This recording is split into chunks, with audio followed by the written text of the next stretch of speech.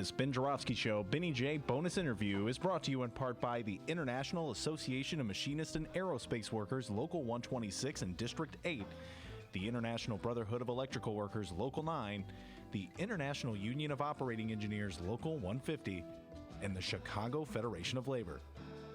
Benny J, take it away. All right, we'll do, Dr. D. It is Thursday, November 7th as I speak. Of course, it's a podcast. You're hearing us anytime. It's a bonus podcast. It'll drop on Monday, but Lord knows when you're going to hear it. My guest, as I always do, I ask my distinguished guest to introduce him or herself. So, distinguished guest, introduce yourself. My name is Amisha Patel, and I am with Grassroots Collaborative. Yes, indeed. Misha Patel is with Grassroots Collaborative. She comes on the show ever since I've been on anywhere near a microphone, probably every month or every 6 weeks or so. This is the first time we've done a bonus segment with you. There's so much news to cover. Figured just come on in and let's do a bonus segment. I have a list of things I want to go through with you, having to do with Chicago politics, Chicago budget, and basically the main issue as Grassroots Collaborative, as we always like to say, our favorite grassroots organization in the city of Chicago, how they divvy up the pie, the economic development pie, or the pie itself, the revenue pie. And that are some of the issues we're going to cover because we have a budget coming out. We just had a teacher strike. There's the Lincoln Yard lawsuit, and there's the effort, the fight for a minimum wage. So why don't we start with the teacher strike that just ended? Just start with that. That was a week ago. It finally ended. And so what's your general thoughts, Amisha, on the teacher strike? Well, I think the fact that 30,000 workers or so went on strike and took the kind of hardest risk, the biggest risk, the hardest action to do, and that they did it for as many days as they did to fight for quality public schools is incredible. I think we owe them so much because the things that they won, as incredible and radical, and historic as they are really the basic stuff, right? That nobody should have to go on strike for. So I think the strike was incredible. Being on the streets with tens of thousands of people. Again, I just think it's like the people of the city do really run the city. We don't feel it most of the time. And there are these moments like the strike that you feel it, every direction you look, it's people who are fighting and believe in the same thing that you do. It was amazing. It was amazing to get to help support the strike in the ways that we did. To get to talk about our issues with like thousands of people, the political education that happened through the strike, through the rallies, through the flyers that we created, that got the word out about the budget, around fighting austerity, around like where the money actually is, around $15 minimum wage. All of these pieces was such an incredible opportunity that we had to be able to talk to so many different people. And they won some big stuff, and I do think they won key things for the schools. I think parent support this year, this strike was stronger than during 2012, and I didn't know that was possible because 2012 parent support strike was incredible, but it started to waver much earlier than it did this round. And I think you see the difference of, the clarity within this fight for social justice and equity that the strike this time was based in and rooted in. People understood and saw that this was about their kids. And even though, of course, wages are about their kids too, because having teachers who have the respect and the resources that they deserve themselves makes a difference in the classroom. But I think that the unions were really skilled at talking about what was at stake, and people were with them. Mm-hmm. All right, we're going to pause that interview right there. You can download that interview with Amisha Patel at both Chicago Sun-Times and Chicago Reader websites, and wherever else you download podcasts. That was on this weekend's Benny J bonus interviews. If you enjoyed that 3 minutes, well, there's about 47 more minutes where that came from. Go find it. Download it, chicago.sun or chicagosuntimes.com and chicagoreader.com. How's it going, everybody? We're doing a live show today, live stream, chat room. Where are you at? Ben, say hey to the live streamers. Hey, live streamers. The camera's over there. Oh, hey, live streamers. There we go. And that camera, too, which doesn't work. That one does. It's a humble little program that we have here in the Ben Joravsky Show. Yes, it is. Hold on, I have a drink of water. All right. Well, you better get that drink of water because coming up now, it's our song of the day where Ben Joravsky sings a song. So, live stream chat room, where you at? Say hey. Let us know if you can hear this one. Ben, let her rip, buddy. The sun ain't gonna shine anymore. Woo! Something in the sky. Whoa, whoa, whoa. When I'm without love. That's the drum. All right? There's a drum in that song. I like the something in the sky part. Have you ever heard that song? No. Okay. Who sings it? That song is sung by the Walker Brothers, and I'm not talking about the restaurant in Wilmette on Green Bay Road. I've eaten there. That's good stuff. Love those pancakes. But nope. A different Walker Brothers, a group in the 60s. Pat Rod's here with us. What up, Pat Rod? Anybody else there? Brianna, where are you at? Did you hear that? Please, someone tell Ben to stop singing. The sun ain't gonna shine in the sky. The moon ain't gonna rise. There we go. Pat Rod, good God. Yes, we can hear it. It's very helpful, this song of the day. Okay, so I know that you guys can hear us now. Yeah, the sun ain't gonna shine anymore.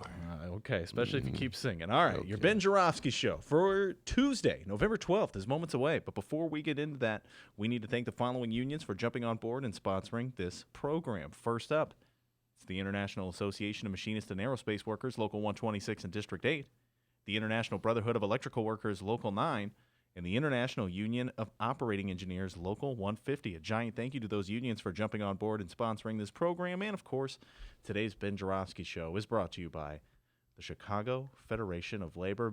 Ben, one more time. The sun ain't gonna shine in it. The Ben Joravsky Show starts now.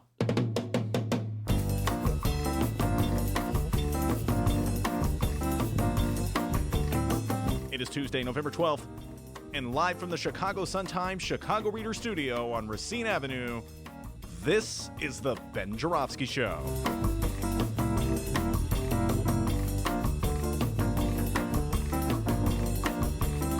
Today on the program, our Chicago Reader colleague Maya Dukmasova will join us. It's the Benny J. Show debut of Sun-Times writer Denise O'Neil. And it's the return of political strategist Laurie Glenn and Juanita Irizarry of Friends of the Park. And now your host, also a friend of the park. You don't litter, do you? Friend of the park, Chicago Reader columnist Ben Joravsky. Hello, everybody. Ben Joravsky here. We're calling this Siberia Tuesday, and here's why. I'll tell you why. It's cold outside. That's correct. Oh, thank you, Robert Mueller. It is freezing outside. But before I take that deep dive, I just want to say a couple things. First of all, did you have a good weekend, D? Yes, I did. Okay, very good weekend. Good weekend, yeah. Yes. It's Tuesday. I had a good week, a very relaxing week, and I just want to throw this out here. I don't want to spend too much time talking about this, but I had a medical emergency in my family. My wife, we thought she had a heart attack. God bless it. She did not have a heart attack, so that's why I missed Friday's show. Friday and Saturday, we're in the hospital doing all kinds of tests, and she came out great and we're healthy, but it was quite a scare for the Ben Joravsky family. So I want to thank all the people at Illinois Masonic. Man, they are troopers. I want to thank the people who put up with me on the show, who were, just I had to postpone Friday's show, and everybody was great about it and very concerned. Rob Markwick, a special shout out to you. How many texts I got from Rob Markwick, State Senator Rob Markwick, who was supposed to be on the show. So anyway, we dodged a bullet, feeling pretty good. We relaxed this weekend, just chilled out, read books, rested, thought about my beloved Bulls. All right. And woke up. You said rested. You can't be thinking about the Bulls too much. They are not good. No, they're not. But they're my beloved Bulls. All right. I'm not one of these guys going to throw the Bulls under a bus. Okay. I'm a Bulls fan. All right. You should have heard Ben Joravsky Tuesday night while eating pizza while they were losing to the Lakers. Screw this team. Yeah, but it's true. That may be true. We were watching Dr. D, myself, and Cap were at Pequod's. Can we just say that? Man, that pizza is so good. And Dr. Dog, a shout out to you, our good friend who works at Pequod's. And while we were dining, the Bulls were blowing a 20-point lead to the Lakers. And I was good. Anyway, watch your language. I still love my beloved Bulls. Well, woke up to discover it's freezing cold outside and it snowed. Good God, it's early November. It snowed. and gives me an opportunity to talk about a couple things. Chicago's bizarre infatuation. Oh, Ben, someone's calling you during the show. You love when that happens. I love it. It's Nick Spazzato calling Oh! me. Should I take it? Yeah, sure. All right, hold on. Here we go, everybody. It's a live phone call. Hello? Nick, I love you. I'm on the air live. I just saw you calling me. Let me call. I'll call you back. We'll book you. I'm going to book you for next week, all right? We'll do next Thursday, all right? All right, very good. How about that, ladies and gentlemen? A first. Nick Spazzato, Alderman Nick. Everybody's got a Trump voting friend.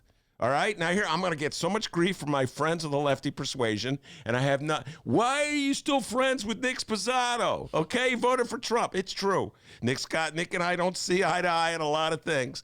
But you know what? Nick was there with the teachers in 2012. That meant a lot to me. Nick stood up to Mayor Rahm in the early days. That meant a lot to me. And so we're going to bring Nick on the show next week to talk about what is it going to take to get him to vote Democrat against over Donald Trump. We'll get him on next week. Anyway, that was Nick Spazzato calling me online. I've always wanted to do that, and I did that. Now, where was I? How'd that feel? How'd it feel? It felt really good, man. I haven't felt that good since 1980 when I was smoking reefer. All right, well, I didn't like it, so don't do it again. Oh, I'm so sorry. Okay. Anyway, so one of the things about the cold is that, one, it gets in the issue of our love for mayors. We'll get into that. But two, it gives me an opportunity to talk about headlines, okay? Because when it's really cold out, both newspapers, my beloved bright one, the Chicago Sun-Times and the Tribune, feel compelled to put it on the front page with a clever headline. And we all know it's cold, but come on, everybody's talking about it. Everything gets second billing when it's cold outside. All right, let me just say this, Tribune. Now, got my issues with the editorial board, but I love you. Basically, a lot of great writers at the Chicago Tribune, okay? I overlooked the editorial page. They're all even as whacked out as they are. But, you got to up your game, okay? I mean, this is like kind of headline I would write. That's how bad it is. Headline, a new low. Oh, I kind of. You kind of like that? A new low? It's not that bad. Not that bad? A new low. Because it's a new low. Yeah, it's a new low. It's never been this cold on this day. Very literal. I kind of like it. A new low. There you go, Tribune. Let's up the game a little bit. There's got to be somebody here who can write about it. Now, let's go to my beloved bright one, all right? Okay. Home delivered every day, as is the Tribune. Now remember, the last one we just heard, a new low. Here's my beloved bright one. Cold November pain. Cold November pain. Now, when I read that, I was like, I got to tell you, I have a confession to make. And this is a generational thing, all right?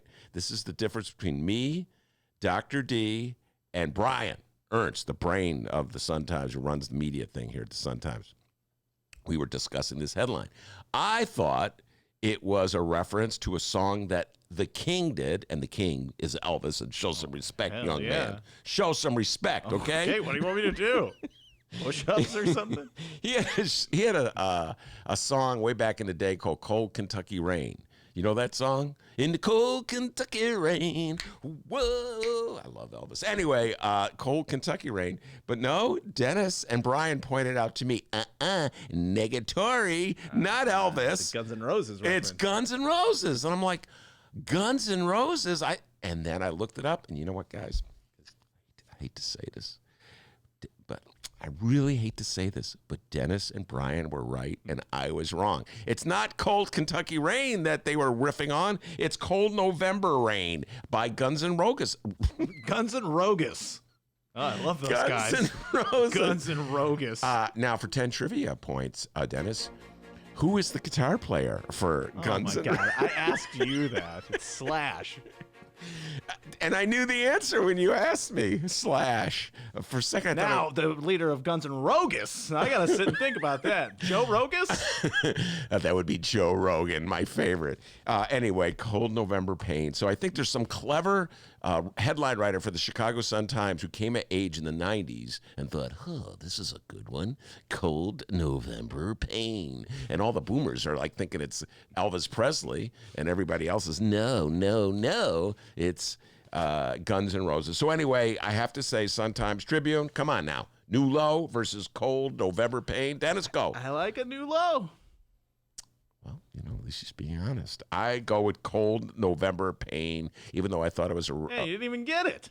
No, but I thought it was Cold Kentucky Rain. Yeah. In the cold Kentucky rain. The brilliance of the Sun-Times writer is that it leaves it open for interpretation. It could be one, it could be the other. You know, it could be boomer, it could be 90s. Anyway. Even the paper's leaving you behind. Cold. Right.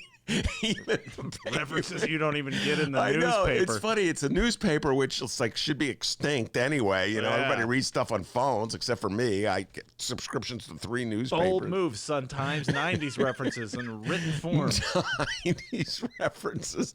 Cold November Pain. Snowstorm cancels 1,300 plus flights out of Chicago. I don't know. I like the Sun-Times version, but I guess I am biased toward the bright one over the Tribune. Anyway, the other thing about the snowstorm is that it awakens the great debate that I have all the time with young Kenneth Davis, who's a frequent guest on this show. Kenny D, yo, what up? And the debate goes like this, and I'm trying, I'm going to do my best to... Ken Davis impression? It's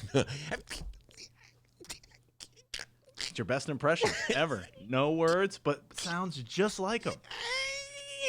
Oh, shout out to Kyle. He says, has been admitting that he is unwilling to read an article unless the headline makes him laugh and clap his hands? No, I'm not admitting that at all. But you know what? If you want to take that interpretation out of feel free. It's like John Lennon said, I don't know what I'm writing. Just whatever you want, read into it. So, you know, hey, God bless you, man. Put it on Twitter. Anyway, young Kenneth Davis is born and raised in Chicago, at least raised in Chicago, proud graduate of Prosser High, and as such has the Chicago notion that everything begins and ends with the mayor. The mayor's all powerful, and without a strong mayor at the helm, the city would fall apart. I, on the other hand, have subscribed to the notion that we don't even need a mayor, that the city would operate, 90% of the city would operate without a mayor. And Ken always goes, oh my God, you're so wrong. And I go, no, you're wrong. And that's sort of a debate that's been going on. I've been in the middle of one of those. Good God, it's boring. Kenny D, I love him dearly. We'll have that debate in the old age home. Anyway, so the true test of this is anytime when we have that snow, that first snow, and this is Laurie's first snow. So will the plows come out and clear the street? You know, it's always somehow or other the snow plow drivers go, oh, we got a new mayor. We don't have to report to work. Hey, let's go get high with Ben and Dennis. You know, drink a beer at the bowling alley. Never happened.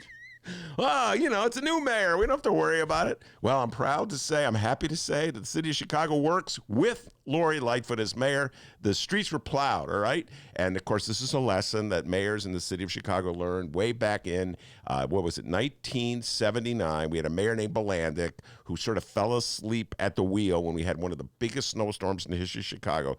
Not only did the streets not get plowed, but the trains didn't work, and there was a rebellion by the voters, and he was ousted. Jane Byrne was elected, and the lesson Chicago mayors learned from that is this.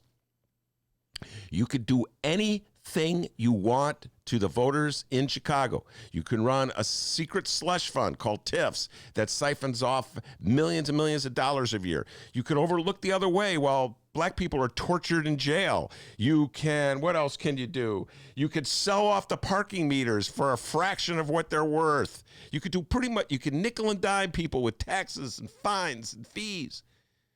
But you have to make sure that every flake of snow is cleared from the streets or the voters will rebel. Well, guess what? Laurie Lightfoot passed that first test. In fact, I think I saw Laurie driving a snowplow down Ashland Avenue. There she was. And then I saw her on the train up with a conductor's cap. Oh, buddy, I'm a conductor. And so anyway, she passes that first test with flying colors. Laurie, as far as the people of the city of Chicago are concerned, you could be mayor for as long as you want. We got a great show today, everybody. Let's see. Maya will be here. Maya Dukmasova will be here. She'll be walking here in about a half an hour. Denise O'Neill from the Chicago Sun-Times. Great story that she wrote over the weekend about CBS. We're talking a little bit about that. CBS is a college. I was going to say the pharmacy? No, not the... a high school in the south side of Chicago. Okay. And then a lot of political talk, local, national, and state with Laurie Glenn and Juanita Irizarry. We'll be in here about 2:30 or so to talk politics, local, national, state. So plenty of political talk ahead of us. But before we do that, the young man from Alton, and he's been known to drive a plow every now and then. Oh, yes. Back home, they call him White Lightning, the doctor with the news. I have been known to plow some snow, but not a doctor, and I don't know why he calls me White Lightning. Still trying to figure that one out, everybody. All right, we begin with what's happening in Chicago and or Illinois this afternoon. Big day at the state capitol. Ben, the Chicago mayor's in town. This little light of mine, I'm going to let it shine.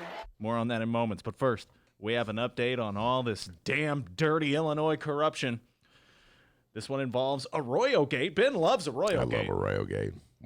It's one of my favorite corruption scandals in the city.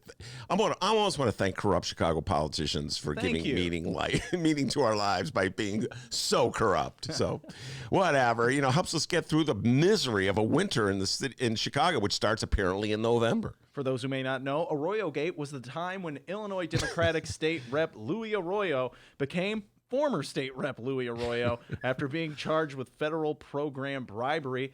He agreed to pay a state senator who was wired $2,500 a month in exchange for the senator's support on video gaming legalization. Real greasy stuff. He resigned as state rep shortly after. But hey, sleazy or not, at least you can't say that Louis Arroyo doesn't have passion for Illinois politics, Ben. He wants to stay in the game, buddy. Because while, yes, he's no longer a state rep, Arroyo still holds his position in the Cook County Democratic Party, and he insists on being a part of the process and finding his temporary replacement as state rep. Ben, I'm not sure whether to feel frightened, dumbfounded, or impressed by the nerve of Louis Arroyo. But regardless, his Democratic colleagues are not too happy. Yes, our Illinois Governor, J.B. Pritzker and company agree. Dude, you can't resign from your major political job because of bribery and keep your other side political job. And, dude, why would we take your recommendation on your replacement? You were just busted by the feds for bribery. Welcome to Illinois. Governor Pritzker said it would be, quote, unacceptable, given the charges against him, for Arroyo to participate in making the appointment of a temporary replacement. And things are serious when you got to have our long time Democratic House Speaker Michael Madigan write a letter about it. In a letter to committee members, Madigan said, quote, any involvement by the 36th Ward, whether a direct vote or a vote by proxy, would cause the candidate's qualifications to be challenged by the full Illinois House of Representatives. Ben Joravsky, your thoughts on all this? I mean, Arroyo's obviously out of his mind, right? Okay, let me take the deep dive. This is one of my favorite topics, and I'm looking forward to it. But before I get started on this, for all you self-righteous, pounding your chest, Democrat-hating Republicans out there, including many that write for the Chicago Tribune's editorial page, just want to let you know, anytime you want to weigh in with the extortion of Donald John Trump in Washington, feel free. I'm all outraged about Louis Arroyo apparently taking a bribe there's on tape with some unknown state senator, or at least the feds haven't identified who that state senator is. But Donald John Trump was shaking down the president of Ukraine for dirt on Joseph Biden. So, withholding money that Congress had appropriated for Ukraine. So I'm just saying, it's interesting how selective that rage of Republicans is. It's okay for the president to extort president of Ukraine, but it's really bad for an obscure state representative in Illinois to shake down a state senator or I don't know. Actually, I'm not even sure ultimately who was going to be paying him because the full the tapes haven't been released. But having said that, let me say this: yes, it's wrong to bribe people. It should not be done. It should not be tolerated. People should go to jail for it. Louis Arroyo, shame on you.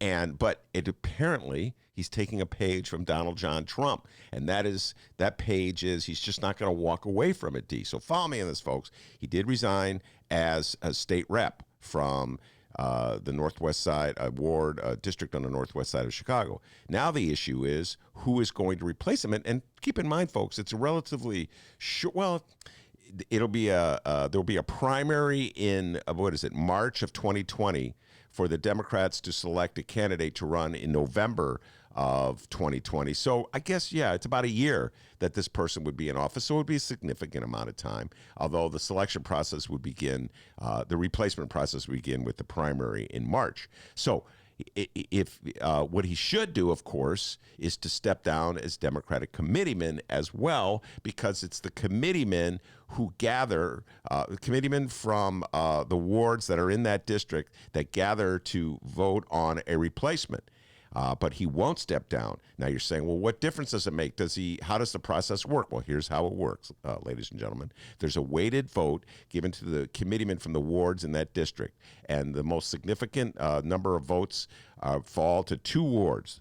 The 36, where Arroyo is the committeeman, and Ariel Rebrojos is 30th. And Rebrojos is refusing to break from Arroyo.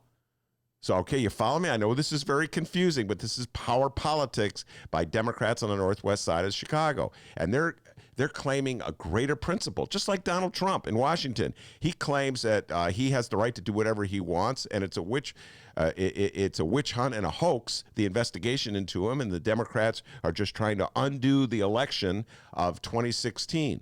And so he should be allowed to do whatever he wants as a result, and the Republican Party is falling in line. In the case of Arroyo and Rebrojos, they're saying that there should be Hispanic empowerment on the northwest side of Chicago, and that this is an attempt to undercut Hispanic empowerment. It's an interesting interpretation of what's going on. I'm sure there's plenty of Hispanic politicians in that area that could be considered to replace him, but a very interesting interpretation by Rebrojos and Arroyo. And so if you add them together, they can block anybody from replacing Arroyo. So Michael Madigan, who suddenly has discovered reform, Michael Joseph Madigan, of course, the House Speaker, who up till now would probably look the other way on something like this, but is so nervous about his reputation as the House Speaker with all the investigations swirling around him on the southwest side, is suddenly as pure as snow, and has decided that the Democratic Party must clean up its act once and for all. So he has said, no, this is an embarrassment to the Democrats to have Arroyo participate in the naming of a successor, and I will not allow that person to be seated in the General Assembly. So it is a showdown. And all of a sudden, Arroyo and Rebrojos have discovered their inner, their inner Leon Dupre. They're suddenly independents. They're suddenly standing up for free-thinking Hispanics on the northwest side. And I'm just loving this, D. I have never seen, it's so much hypocrisy going on right here, starting with Republicans. I saw a quote from Jim Durkin, who is the head of the Republican Party in the General Assembly, the House of Representatives, saying, only in Chicago. Oh, really? It's happening in Washington right now. But Republicans are very selective again on what they denounce when it comes to power politics. And so apparently Louis Arroyo and Ariel Rebrojos are tag teaming. They're taking a page out of Donald John Trump, and they're not going down without a fight. And we'll be following this one, D, for weeks to come. This is going to be interesting. By the way, speaking, our very own Jacob Kaplan dodged a bullet on this one. Remember, D? About 10 days ago, Jacob was a monthly guest on the Ben Joravsky Show, executive director of the Cook County Democratic Party. We were talking about Arroyo Gate in the studio, and then the show ended and the phone rang, and all of a sudden, that's where he learned that Arroyo wasn't stepping down. And I go, Jacob, you dodged a bullet. He goes, you ain't kidding. Then he dashed out the door. I turned the microphone on. I'm chasing him around. Hey, come on.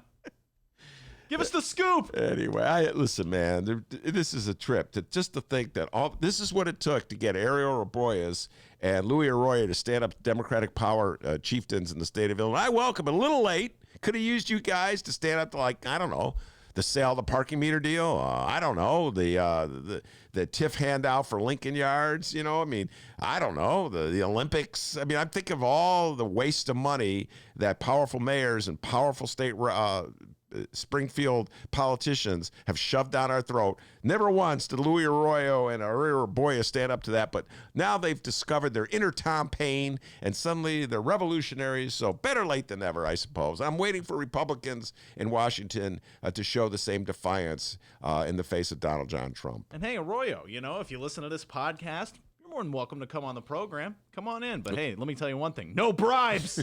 If I see you in the corner talking to Ben. Ben's too easy, all right?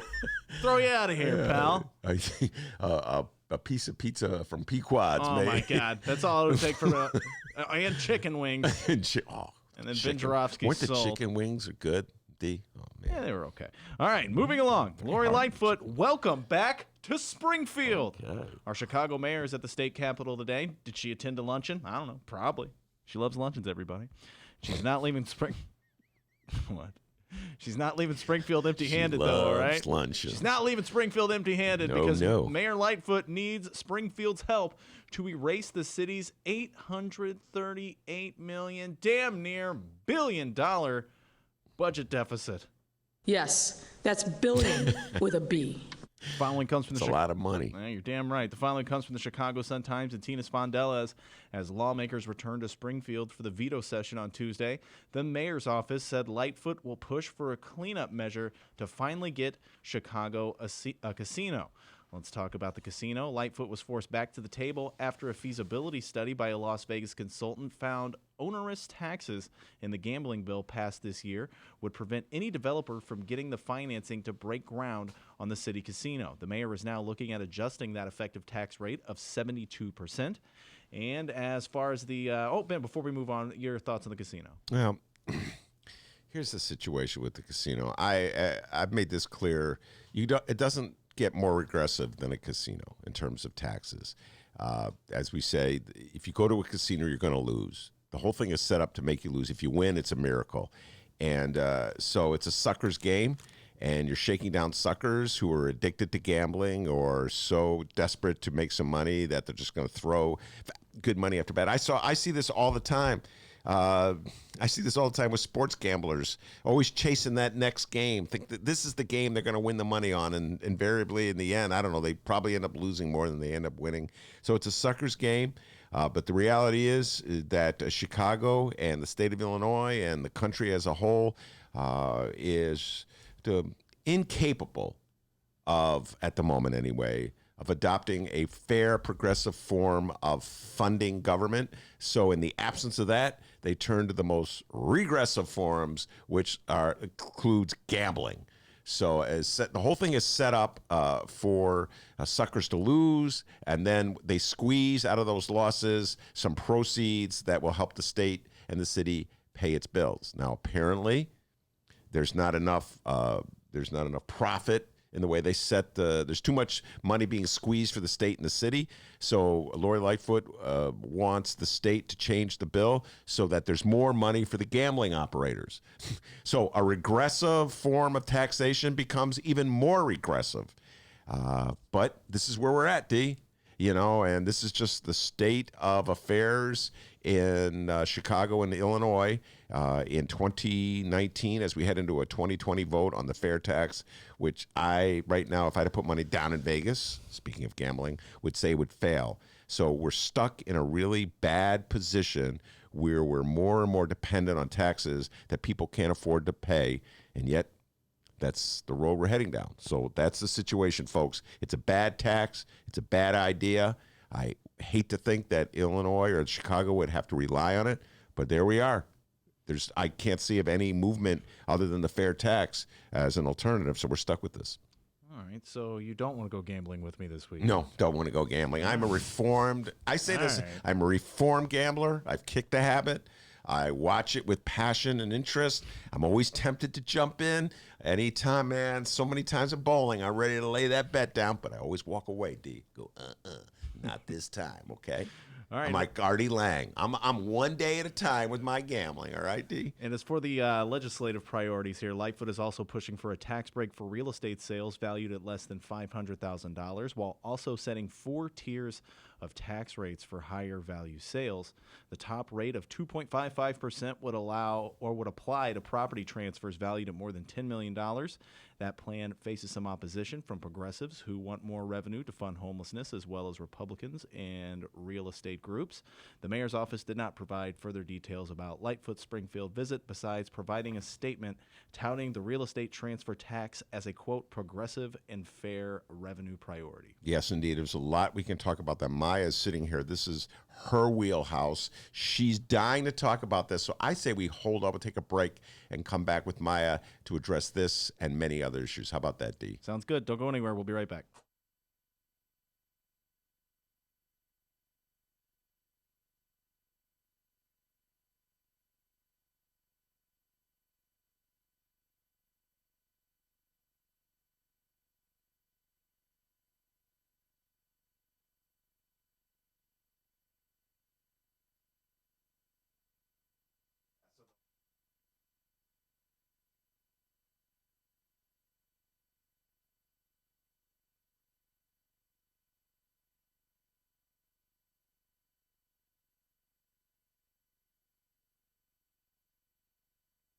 Hey, everybody. What you're about to hear are the piano stylings of Jeff Manuel. Man, listen to Jeff go. Jeff Manuel has been playing piano around Chicago for years. He's played for conventions, for celebrities, played in basement bars with blues bands. He's played at prestigious social clubs, fine restaurants, and in the intimacy of private homes. Book Jeff Manuel at jeffemanuelpianist.com. Don't worry, I'll spell his name at the end of this commercial. You know what Chicago Magazine said? They said that Jeff Manuel is, quote, as comfortable with Chopin as he is with Cole Porter. He's excellent and his performance is joyous. He offers an elegant stream of compositions and interpretations that entertains the mind but won't hurt the ears.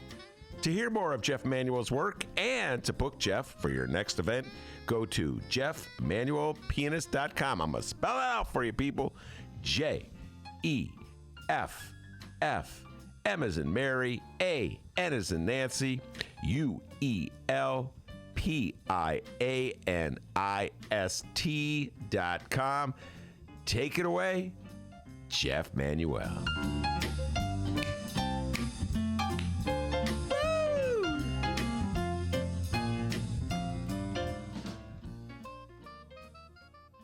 Read the Chicago Reader to get up to speed on what's what in Chicago. Culture, food, arts and entertainment, weekly concert listings, weekly event listings, the environment, travel. I can continue, but you get the point. And for all of you Chicago political junkies, raw weekly columns on real city politics from Maya Dukmasova and our very own Ben Joravsky. The Chicago Reader, free to the public in newsstands throughout the city and online at chicagoreader.com. Read it now and be a more informed Chicagoan.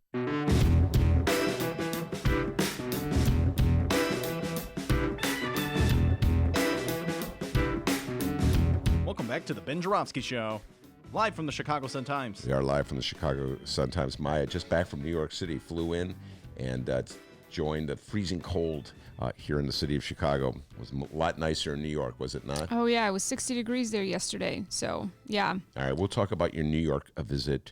We have a lot of things on the agenda to talk about, at the top of which is journalism in the year 2019 and the outcry over what the editor of the Daily Northwestern did, the newspaper for students at Northwestern University. Before we do that, let's just go back to the story that Dennis was alluding to, Laurie Lightfoot going to Springfield to try to get the state to pass a progressive real estate transfer tax that would give the city more money for its coffers.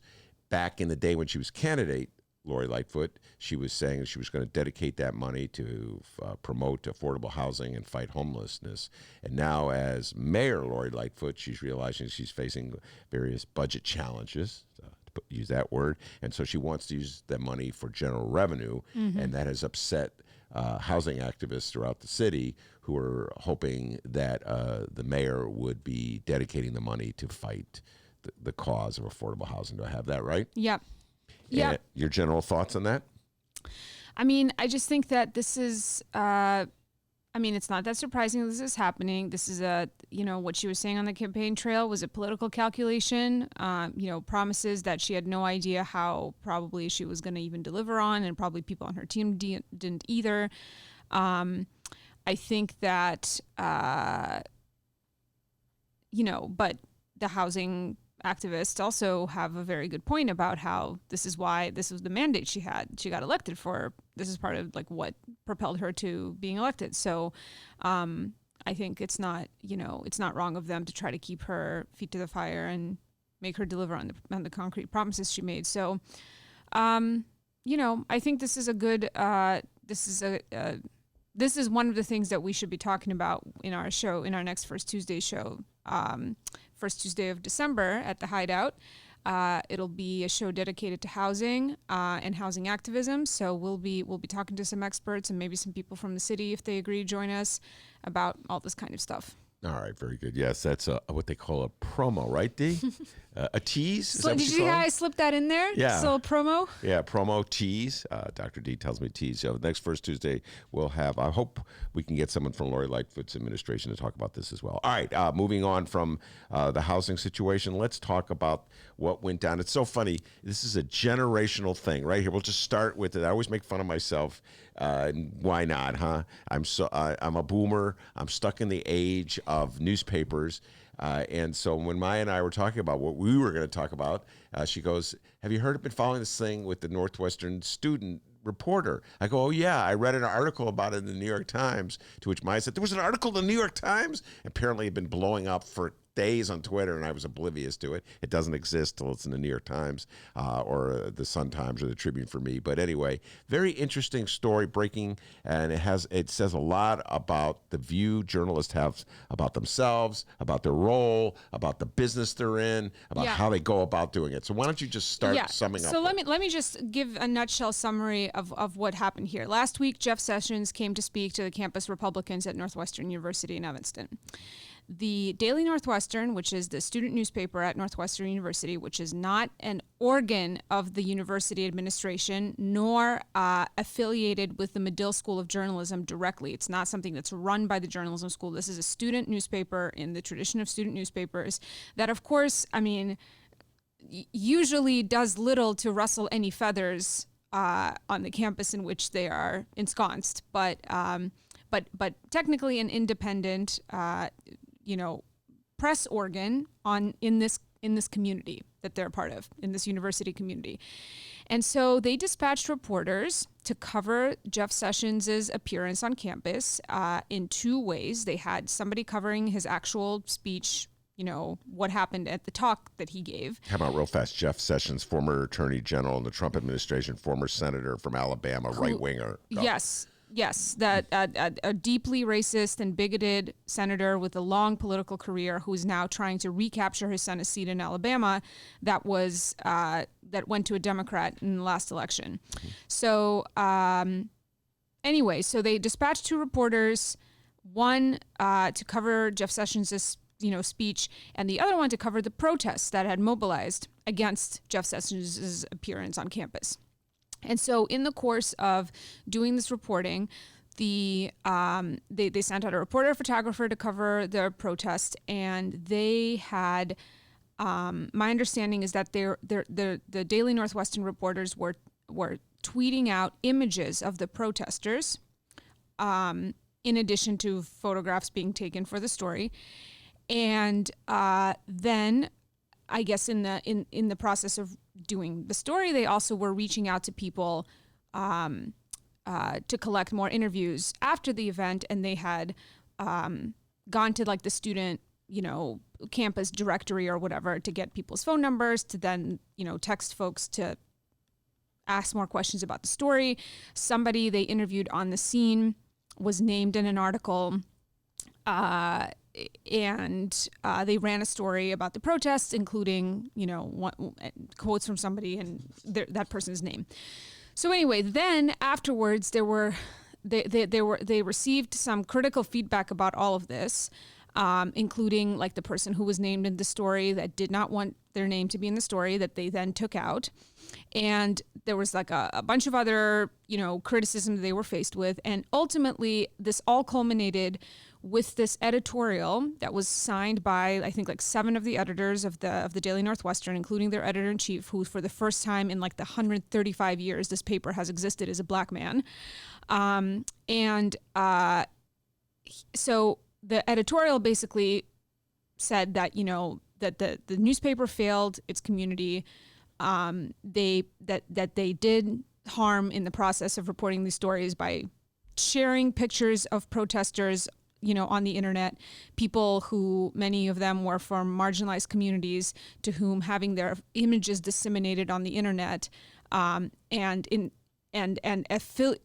like being identified in these images as people who were protesting this former Trump administration official and this like very like right-wing figure. So they expressed remorse about doing that. They stuck by their decision to remove the student's name who didn't want to be named from the story.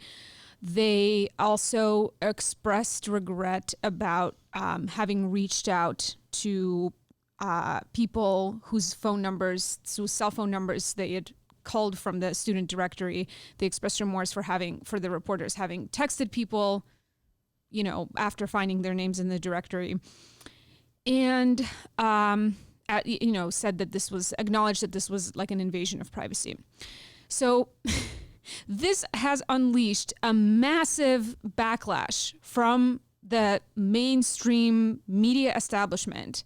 Journalists all over the country, including the people who work for publications such as the New York Times, hemming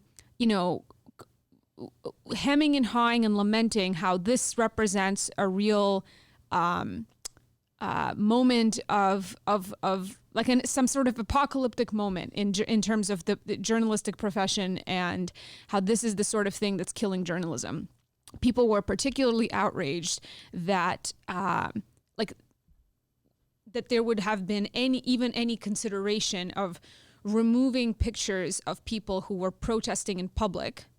That people, mainstream journalists were outraged at the idea that it's wrong, that it maybe is wrong to publish photos of people who are protesting in public. And a lot of people took issue with this idea that there was anything wrong with calling people's cell phone numbers from a student directory and then contacting them, to see if they want to do an interview or whatever. So, so far, how does this seem? Are you following this? Does this seem accurate to how you understood the situation? Mm-hmm. So my thing is that as I'm watching people just having these like apoplectic fits on Twitter about how this is the decline of journalism and whatnot, and how the Daily Northwestern is just like, participating in this coddling and I don't know, that somehow they're failing journalism by being remorseful about these things that seem to be standard journalistic practice, and calling into question, or grappling with the harm that they caused through practicing standard journalistic practices. The thing that comes that floats up immediately in my mind as I've been observing this is that, like, first of all, like, journalistic standards are just like things that have been invented in this profession and have been, like, over the years sanctioned and standardized and, like, accepted as the way we do things. Sometimes there's litigation and court cases in which, our government are just, our legal system finds that, okay, like, this is okay to do, and the press is allowed to do X, Y, or Z, such as, like, photograph people in public. If there's an event happening in a public space, there's no reasonable expectation of privacy for the people who are participating in that event, and so therefore it's okay to take their picture and publish it. That's like, the press is allowed to do this. Just because you can do something doesn't mean that you should be doing it.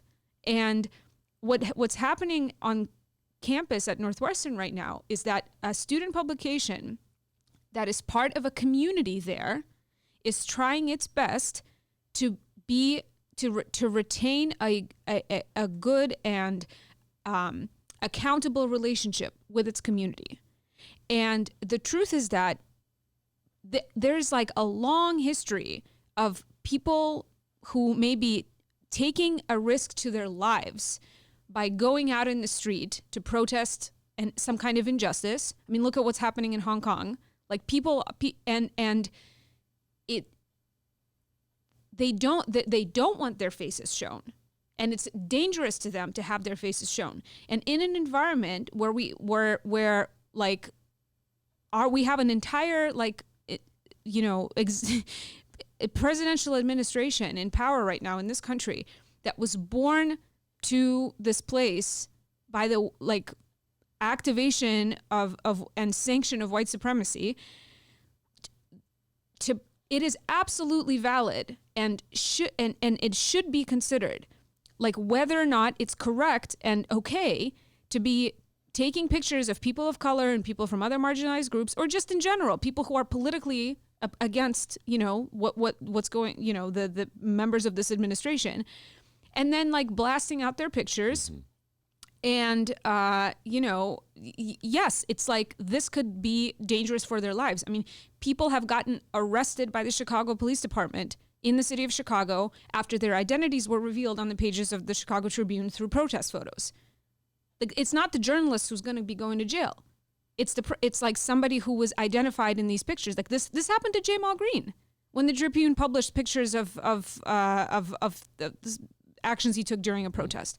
So it is absolutely a good idea for the press to think deeply about what it means to be disseminating images of people who already are taking a risk by speaking in public in against something that they consider to be wrong and life-threatening. It's absolutely valid, and it should be considered, like, what it means to be then disseminating that stuff wider on the internet, especially in our culture today. Mm-hmm. And it's absolutely the case that, yes, you can take pictures of people in public and post them and disseminate them and etc. Yes, you can do that.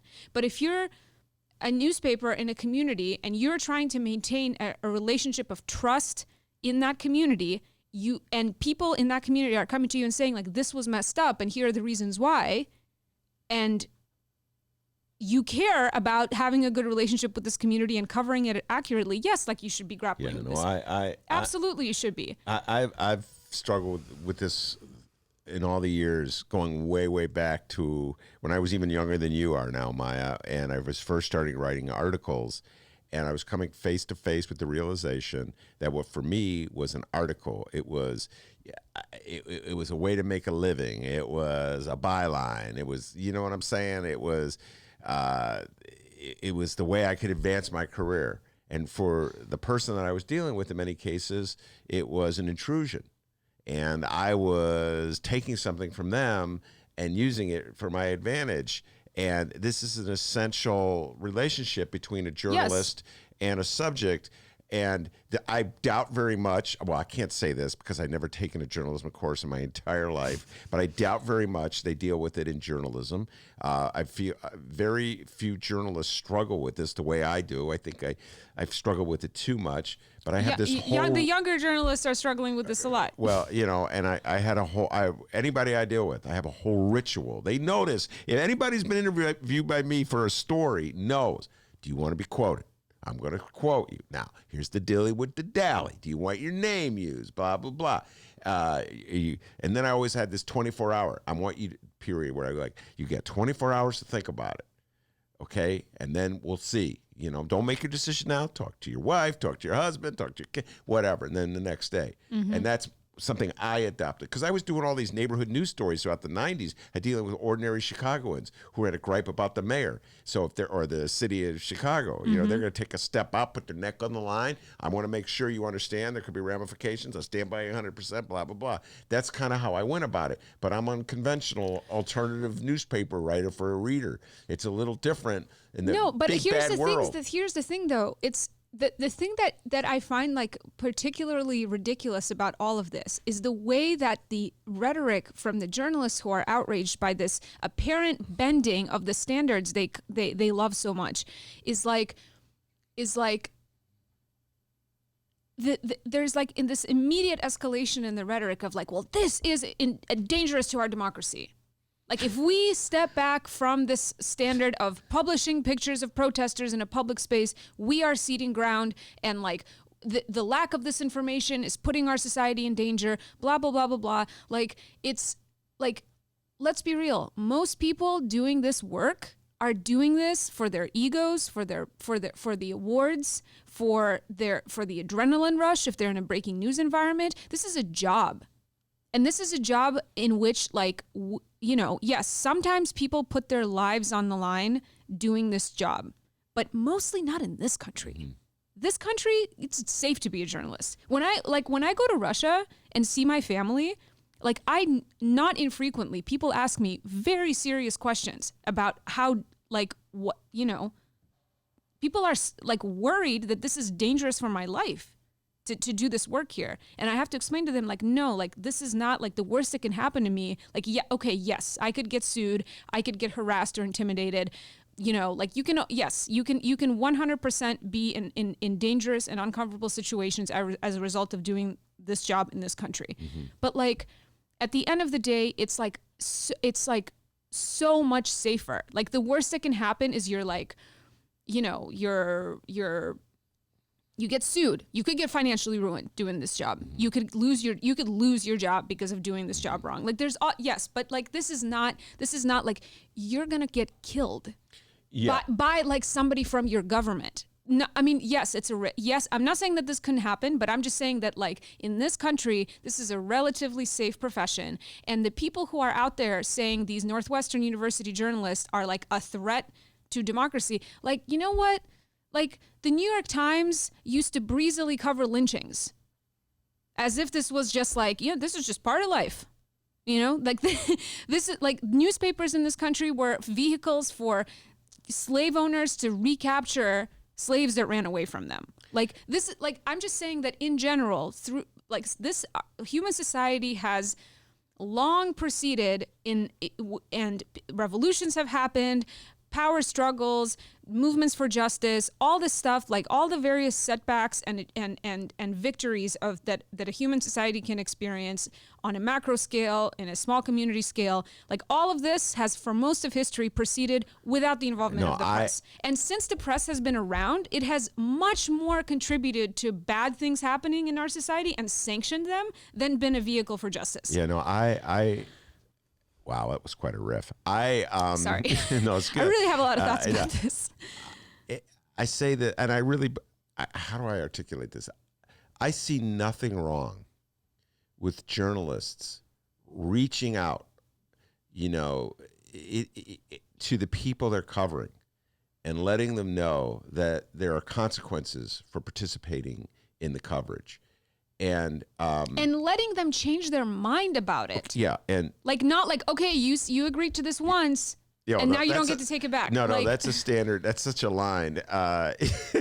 They gave me their name in the 5 minutes that we encountered each other in the middle of a chaos on the street. Yeah, like, it's fine. On the other hand, I'm gonna throw this out at you. If you're a protester and you're publicly protesting and you're going to stand up and let the world know what you feel about Jeff Sessions, then you got to realize there are consequences to what you're doing as well. And you're taking a very public position. It could go the other way. It could be a public protester who's out there, a right-winger, who despises Kim Fox. That's the first name that popped into my mind. And so there's consequences for taking a public stand. It cuts both ways. And so I try, as a reporter my entire life, to recognize that a private person, an ordinary citizen, may not understand that there's consequences, and I'll explain that. But the reality is they've taken that first step. So I think it's incumbent upon them, before they take that first step, to think about there could be consequences for taking a public stand. The truth is that somebody needs to be taking public stances, especially if you're of the mind that, like, there's something messed up happening in this country with who's in power and how things are happening, right? If you're generally of the persuasion that like Jeff Sessions is a bad guy who's bad for this country, if you even have like a passive sense of like, our country, our society is not better off with Jeff Sessions in any kind of position of power, or with Donald Trump in any kind of position of power. And I would say that most people, including most journalists that you and I know, are of that position. But there's a like, most people are not going to go out there and take their time and their energy and do some kind of public demonstration. And the truth is that on the Northwestern University campus, like, students are taking the stance, and even if there was no press and there were no phones and there was no Twitter and none of that, they are still in a space that they could be seen. People it can be found out who they are, and there could be consequences to them. Like, this is how the repressive, like, how do you think that, like, purges in various societies have happened? Like, it's not even, you don't need the press. All you need is, like, an angry neighbor. All you need is someone who disagrees with you, who makes a report against you. Like, all of this, like, just by the fact of being on the street, yes, you're taking a risk, but that doesn't mean that, like, you don't get to be not okay with then your photograph being disseminated on Twitter, where, like, some crazy white supremacist in California can, like, mail a bomb to you or something like that. Yeah. You know what I mean? Like, no, I understand the but point I want to making. I want to get to this other issue of taking phone numbers from student directory to then contact students. This is an issue that also I'm, like, a little bit disagreeing with the hyperventilation around this from the traditional media establishment. But what I want to say about it is this. People, like, young people today, like, people who are college students today, texting for them is, like, their primary mode of communication with other human beings. And I think that even my generation, like millennials or whatever, we are actually, like, too old. We had too much of, like, a childhood before communication through screens. Yeah. No, I'm serious. Like, this is not this. I'm not trying to be, like, sowing a moral panic or making, like, weird. I'm not making any moral arguments here. Get to your point. What I'm saying is that texting is the primary means by which these people communicate. Okay, young people in general. You can have an entire social life that's based only on texting, when you never talk on the phone with people.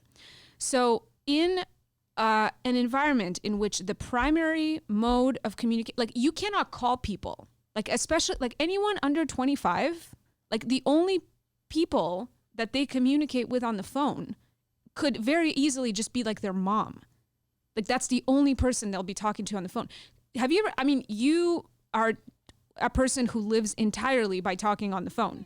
Like, imagine the opposite of that. Yeah. Like, I can't call even, like, my closest friends, like, I can't call people. People don't pick up the phone anymore. No, let me just I break this by saying that. But I'm not saying that. I just want to say that Maya, when I first met her, she said, she told me, you're one of the only people I talk to on the phone. Yes, Ben, because you just take it for granted that this is a normal way of communicating with people. But I'm telling you that young people today, they do not talk on the phone. They do not pick up the phone when people call, because it's like standards of communications. And I'm not talking about this from any kind of moral judgment perspective. I'm just saying standards of communications have changed to such a way that talking on the phone is a hugely private and big deal thing for people. It's like a big deal to call someone on the phone, and for them to pick up, that's a big deal. And so when in that environment, and the journalists themselves that are doing this work are that same generation of people. So for them, picking up the phone is also hard. So the primary way that people communicate now is through text or through text-based, messenger apps or whatever. So when you receive a message from a number you don't know, and I have no idea how these little up-and-coming journalists are, like, framing their text when they reach out, because there's, like, a ways that you can, formulate it so that's, like, a little more polite or whatever. I don't know how they're doing it, but, like, the point is that, like, if you're going to be a journalist working in an environment where, like, the society is changing a little bit and text communication and other kinds of communication are changing, like, you have to accept the fact that it means it can be feeling like an invasion of privacy when people you don't know are texting you to ask you stuff. Because, like, people are not, it's not like it used to be normal that if you work somewhere or live somewhere, your phone number is just accessible to anyone to call. Now people have different expectations about that. Like people used to be able to show up at your door just because, there was a phone book. There was a phone book. Like you could know someone's name, you could look up their phone number, you can call them, right? There were other ways where it was much more normal and standard that like a stranger could show up at your front door at your home or show up at your office and strike up a conversation, or a reporter could do that, right? Like we're living, like our society is changing. And you could either be like moralistic about it and hem and haw about how people don't talk on the phone anymore and how it's hard and blah, blah, blah. But the truth is that these young journalists at Northwestern are themselves part of this generation, and they're working among people of that so generation. So they got to figure it out. And so, yes, and they're in their community. And what they're doing now is they're grappling with their responsibility to their community. And that is really fucking admirable. And I want to do, you know what, I'm sorry I keep talking, but I just want to do one more thing here. I want to read you a Twitter thread from a kid named Jake Liker, who is a journalism student at Northwestern, but does not write for the Daily Northwestern. And I retweeted this thread as well, but I think he had like a very good way of putting this. Maybe you should have Jake on your show.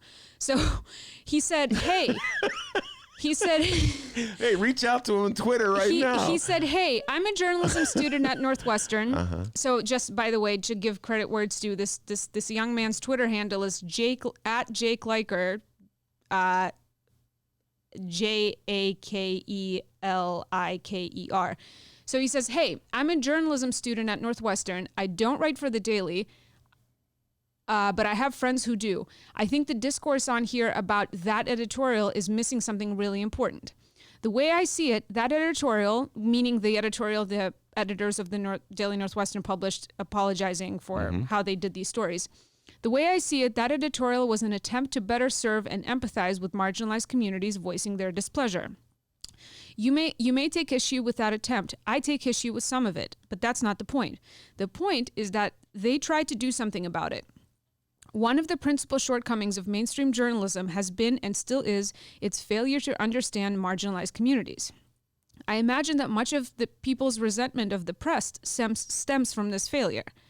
My peers are attempting to grapple with an issue that professional newsrooms across the country are grappling with. These students should not be excoriated for making that attempt. Their editorial is not the journalistic apocalypse that many are making it out to be.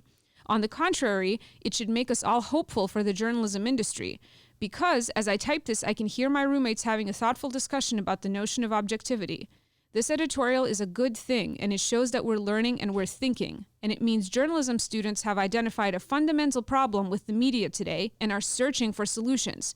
And my peers may not have found an optimal solution this time. It doesn't mean you should slander them. Trust the learning process and take solace in it. Yeah, they're learning. They're students. Yeah, and I agree with what that kid wrote.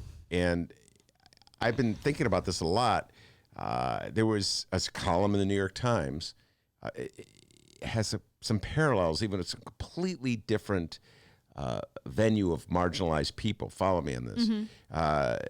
Timothy Egan, who is essentially a left-of-center columnist for the New York Times, wrote a column this weekend where he was excoriating the lefties who just have a reflective attitude of disdain for Trump voters. And he was talking about his sister, and his sister is a Walmart worker who nonetheless voted for Donald Trump and will probably vote for him again. And so I had fun with this when I read it. But the point is that the challenge that Tim Egan was throwing out to lefties like myself is similar in some ways to when I'm listening to you. The challenge that the kids who run the Northwestern Daily are throwing out to journalism people, that your conventional way of doing something where you just grab something and use it because it fits your needs for that day don't work.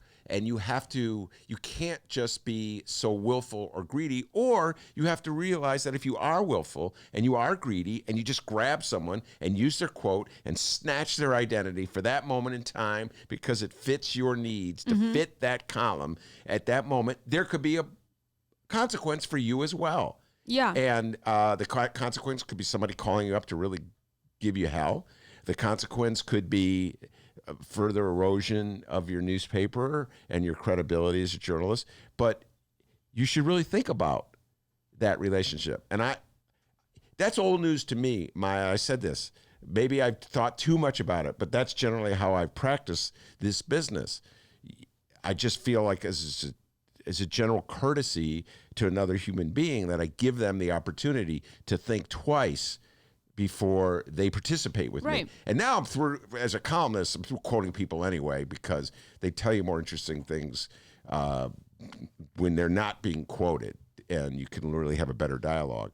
But so, yeah, I'm with you. That kid, Jake Leiker, I think he sums it all up. These are young journalists trying to figure out, and they're trying not to be, and there are people who understand that if they just practice how you're describing this kind of extractive method of reporting, they're in a small community. They're a campus newspaper at a university that they don't have infinite amount of people and organizations to burn through as they do their work. They need the trust of the community they cover. And whatever, and of course there's going to always be people on the right who say you can't trust the press because blah, blah, blah, blah, blah. But at the end of the day, what is undermining to democracy at Northwestern University? Not publishing faces of the student protesters, or if you publish them and then people are terrified to protest, and then no one protests, and then people sit it out. What is the university community needs? Supposedly the university says that they're about free speech and they're about discussion of different conflicting ideas and blah blah blah blah. Then the newspaper is very much in their right, and it's commendable that they're thinking about, well, okay, this thing that we're doing, how is that going to be helping our community? We're part of this community. We need good relationships and trust with this community, and we want people to be able to express themselves freely, etc. Some people, of course, don't want there to be any protest at all and think that that is wrong, but that is an elitist and conservative and status quo oriented position. And journalists are supposedly not with that, they're about truth and justice and the American way and all that stuff, Yeah. So yeah, I think that I wish I was seeing more sophisticated conversation about this from the mainstream journalism establishment, especially from places like daily newspapers that have done so much harm. All right, I'm gonna tell you something histories. else that's going on. And I say this as a boomer. I've been through all right, let's hear it, boomer. Okay, I say this as a boomer I've watched attitudes that people have as they get older. And I'm watching it. I get a little smile. Millennials are going through it. What's the next one after millennials? I forget. Gen Z. X. X is the next one. No. It's X is before. Let's not talk about them. No, X. Yeah, Gen my X bad. is before my millennials. Bad. You're right. Millennials, Gen X before Gen X. Yeah, and I'm watching them as they get older. It's the age-old pattern.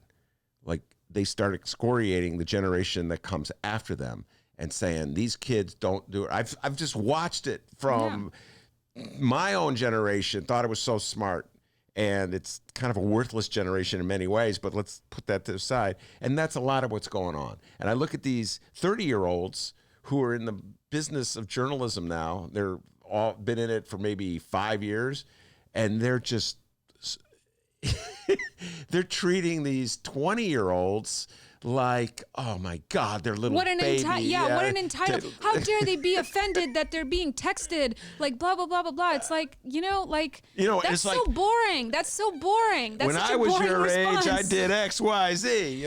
So Yeah. I get a part of me smiles at it, and part of me realizes I give credit to those kids at Medill. They're struggling, or Northwestern, and they're struggling with something. And listen, I'm going to say this as a boomer, an old guy who's been in this business forever. I'm going to tell all you 30-year-old, 40-year-old journalists, the future of journalism is not being threatened by the soul searching of those kids at Northwestern.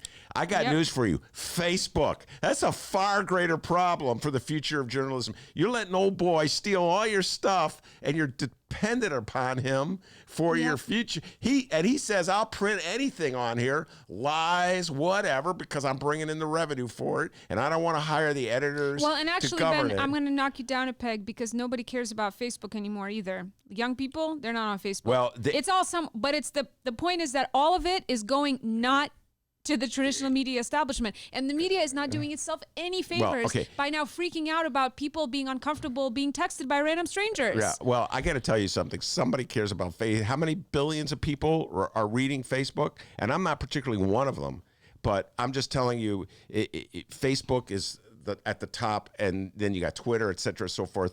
They're taking your content, and you're helpless to stop it.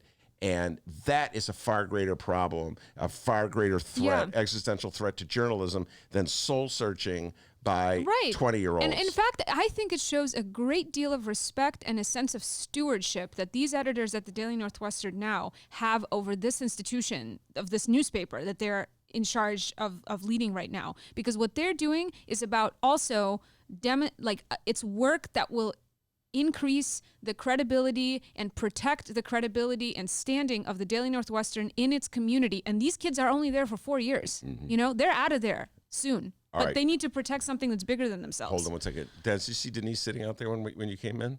No, I'll take a look. All right, very good. Maya's in the studio with me. Denise O'Neill is my next guest. I think she's outside. She's being very polite. She doesn't want to come in and disrupt us. I understand that tremendously.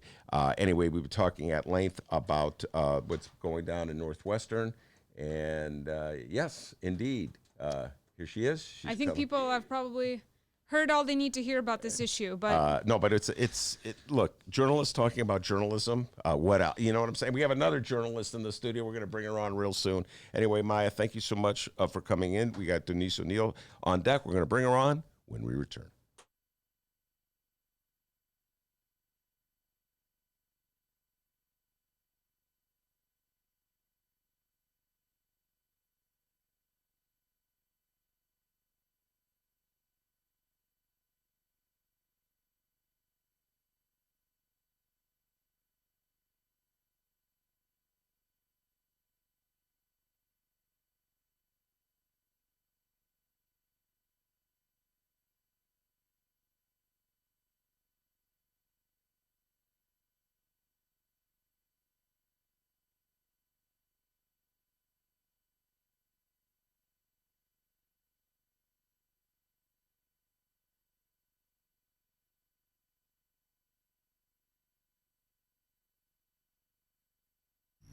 The Ben Joravsky Show is supported by Northwestern University's part-time master's program in literature and liberal studies. Students learn from dynamic and diverse faculty as they build advanced skills for critical analysis, writing, and research. Evening classes are held on Northwestern's Evanston and Chicago campuses. The spring quarter application deadline is January 15th. Learn more at sps.northwestern.edu/masters.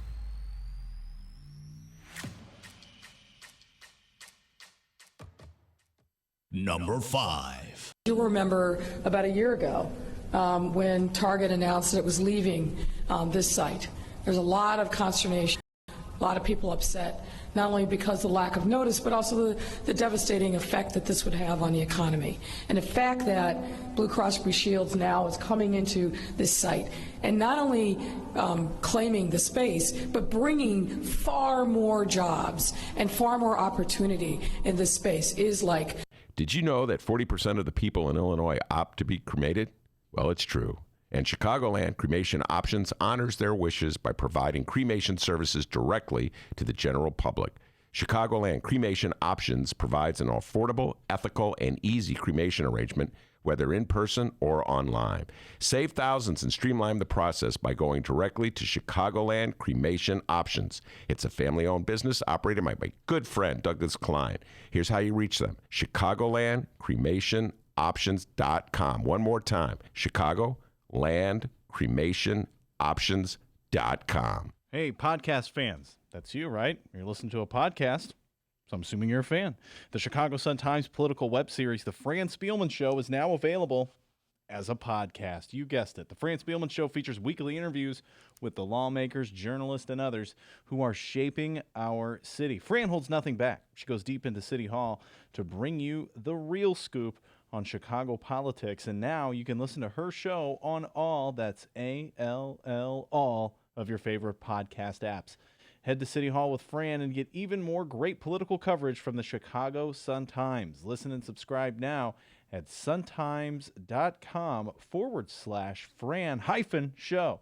That's suntimes.com/FRAN-show. Hour number 2 of your BEN Joravsky show is just moments away, but before we get into that, we need to thank the following unions for sponsoring this program. First up, it's the International Association of Machinists and Aerospace Workers, Local 126 and District 8, the International Brotherhood of Electrical Workers, Local 9, and the International Union of Operating Engineers, Local 150. A giant thank you to those unions for jumping on board and sponsoring this program. And, of course, today's Ben Joravsky show is brought to you by the Chicago Federation of Labor. Hour number 2, let's do this.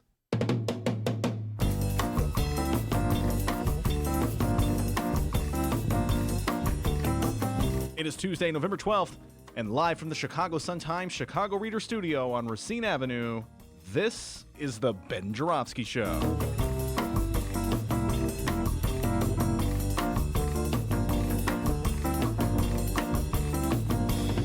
In this hour of the program, it's the Benny J. Show debut of writer and the coolest lady in the building, all right, Denise O'Neil. And it's the return of political strategist Laurie Glenn with Juanita Irizarry of Friends of the Park. And now your host, Chicago Reader columnist Ben Joravsky. When I started this gig at the Sun, I didn't know anybody at the Sun-Times. I knew Romana. I knew, God bless Romana Hussein. I knew Romana. She's my girl. That's correct. But I didn't know anybody else. I'm walking around, I'm the new kid. Nobody knows me. Who's that weird guy with the Bulls hat on? Yeah, a lot of people still think that, by the way. Who is that weird guy? I'll tell you what. One of the nicest people I've ever met. I was like, will you be my friend? I'm walking around. Will you? Denise O'Neil said, I'll be your friend, Ben. And every day, a big smile. Hello, how you doing? She's staff writer here at the Chicago Sun-Times. And I've been bugging her, Denise, you're coming on the show. Denise, you're coming on the show. Well, she wrote a story in today's Bright One, on Saturday's Bright One about Keena Turner, CVS, City of Chicago, and really gets into a lot of things that just have always intrigued me about Chicago. So I'm ready to take the deep dive with Denise, one of the nicest human beings in the Chicago Sun-Times building. But before I do that, D, you got an update for me? Yeah, I do here. Find us on Facebook, at Benny J Show, BENNY, the letter J Show. On Twitter as well, at Benny J Show, BENNY, the letter J Show. If you're listening to this podcast and you have yet to like or follow us on social media, what's your problem? Find us at Benny J Show, BENNY, the letter J Show. And hey, here's another update. Our 2:30 guests are at the door. So I'm going to go outside. We really need interns. I'm going to go outside and grab our guests. Okay. So Laurie Glenn and Juanita, they're out, and it's freezing out there. So I got to get downstairs. Go do it, man. Go do it. All right. At Benny J Show, BENNY, the letter J Show. All right. Thank you, Dr. D. Denise. Denise O'Neil is her name. Welcome to the show, Denise. Thank you. Thanks for having me. Wait, now pull that mic. There you go. Anyway, all right, Denise, before we take the deep dive into your story on Keena Turner and CVS, Chicago Vocational, talk a little bit about where you're from in the city. You're born and raised in Chicago? Born and raised in Chicago. I was actually born in Inglewood. My grandmother lived in Inglewood. My cousins, we all lived in one big house. My two cousins, my mom, my dad, their mom, their dad, my two older sisters, I'm third. And I lived there till I was like 3 years old, and then we moved to the southeast side. Mm-hmm. And that's where I grew up in the South Shore area. All right, South Shore area. So how is it that if you grew up in the South Shore area that you went to Chicago Vocational? Now, folks, let me show you why, in my humble opinion, Chicago Vocational is so significant. I'm not from Chicago, Denise, but I've spent a lot of time here and I'm studying the city. Chicago Vocational is very significant for a couple of reasons. Number one, it's huge. It's massive. Yeah, and you can see it right there when you're on the expressway going into the Skyway, going into Indiana. It's as if you're heading south into Indiana, it's right there on your right, and you look out the window. My good God, that thing is huge. It really is. It was an incredible school. And actually how I wound up there, I did, South Shore was my neighborhood school. Mm-hmm. As I said, I'm the third daughter in, and my two older sisters went to South Shore. And I always had this thing about following in their shadow. And so a couple of girlfriends, I graduated from Bryn Mawr Elementary School right up on 74th and Jeffrey. And my girlfriend said, let's go take the test, because back then you had to test to get into CVS. I'm not really sure how it works now, but you had to go take a test. I went and took the test. What kind of test was it? It's like an academic test. It was like a admittance, like when you go to take the test to go to the Catholic schools or whatever. You had to take like an admittance test. So it's testing things like your vocabulary, your mathematical skills. Your math, your vocabulary, your English, what grade level. Though they had those standardized tests that we did in school anyway back in those days. They don't do those now. They call it something else. But so you really had to test to get in, and then you had to pass with flying colors. And my girlfriends wanted to go, so I just said yeah. So you go to Chicago Vocational, enormous, thousands of kids, a couple thousand, maybe 3,000 kids. You're this little girl from South Shore. How'd you find your way? You know what? I didn't know what I was getting into. But I tell you, when we went to orientation night, my parents took me to orientation night, and it was like a major extravaganza. The football team was there in their jerseys and their gold and blue, cheerleaders, pom-pom people, flag girls in the auditorium, because the auditorium was huge enough to do all this. Mm-hmm. And I was just in awe. It was like an awesome school. And once I got in there was no regrets and no turning backs. And mind you, it was a male-oriented school, even when I started in 1971. It was a vocational school. Yes. So did you have to take shop? They had a major in one shops, but what they had for the ladies, they had like bookkeeping, accounting, and office practice. So I took bookkeeping. So time out. Would they have allowed you to take shop had you wanted to? That's something I never really addressed, because I'm going to say probably not, but I'm not 100% certain. I don't know too many. I don't even know any girl who was in any of the shop classes. They had what they called, our area was, are you ready? Petticoat Lane. I kid you not. And the guys could not come down. It was like one little section of the school where we had our gym classes, and we had home economics. I took home economics. I took cooking. Well, what is home economics? Home economics, then they call it, I forget what they call it now, but it was food, learning how to cook and sew. We had sewing classes, and then we would have the home economics. We would have learned how to make the ever popular tuna casserole, the even more ever popular potato chip cookies. Potato chip cookies? Potato chip cookies. But I tell you, the one thing that I did learn that I carry to this day, I learned how to make a wicked white sauce, and I use that to make homemade pot pies. Wait a minute. Hold on. I love a white sauce, but potato chip cookies? I never heard of a potato chip cookie. Oh, okay. It was 71. It was high school. That was the menu. Potato chip cookie? Honestly, and it's basically butter cookies with your crushed up, crumbled Jay's potato chips, because Jay's was out, Jay's factory was right out there. Yeah. So potato chips were big in our area. Yeah. So potato chip cookies. I kid you not. Now, so you're in Petticoat Lane, or there was a TV show back in the 60s called Petticoat Junction. Yeah, I'm old enough to know that too. And you and I are the only two people who in the show today who know that. But Petticoat Junction, Petticoat Lane, and so CVS is this normal school, and what in addition. But by the way, CVS, I'm going to see if you can answer this trivia question, Denise. There have been, I think, more than any other high school on our show, CVS has had more guests from CVS on this show. There have been 3 that I could think of. Name the other 2. Lee Bay. There you go. And you'll never get the other one, I don't think, because he's the next generation down from you. Juwan Howard? No, Juwan Howard, the great basketball player. He did come out of CVS, though. He did graduate. He graduated. Michael Baisden? 1991, Juwan Howard. Okay. We keep up with our Cavaliers now. The Cavaliers. Chris Zorich? No, it's not sports. A guy named Chris Adams. He's a movie maker. He lives on the south side of Chicago. And he graduated from CVS, I think, in the 80s. Don't quote me on that one. Anyway, all right. And so CVS has this tremendous legacy of football greatness. And I love how in your story you talk about this. You talk about, everybody calls him Dick Butkus, but when you introduced him in the story, it was Richard Marvin Butkus. That's correct. Thank you, That's Mr. right. Miller. And so talk about that great tradition of football at CVS. One of the reasons I talked about that is because even being a girl going into CVS, I mean, literally, when you walked into school, there was like this picture of Dick Buckus, and you could not go to that school and not know who he was.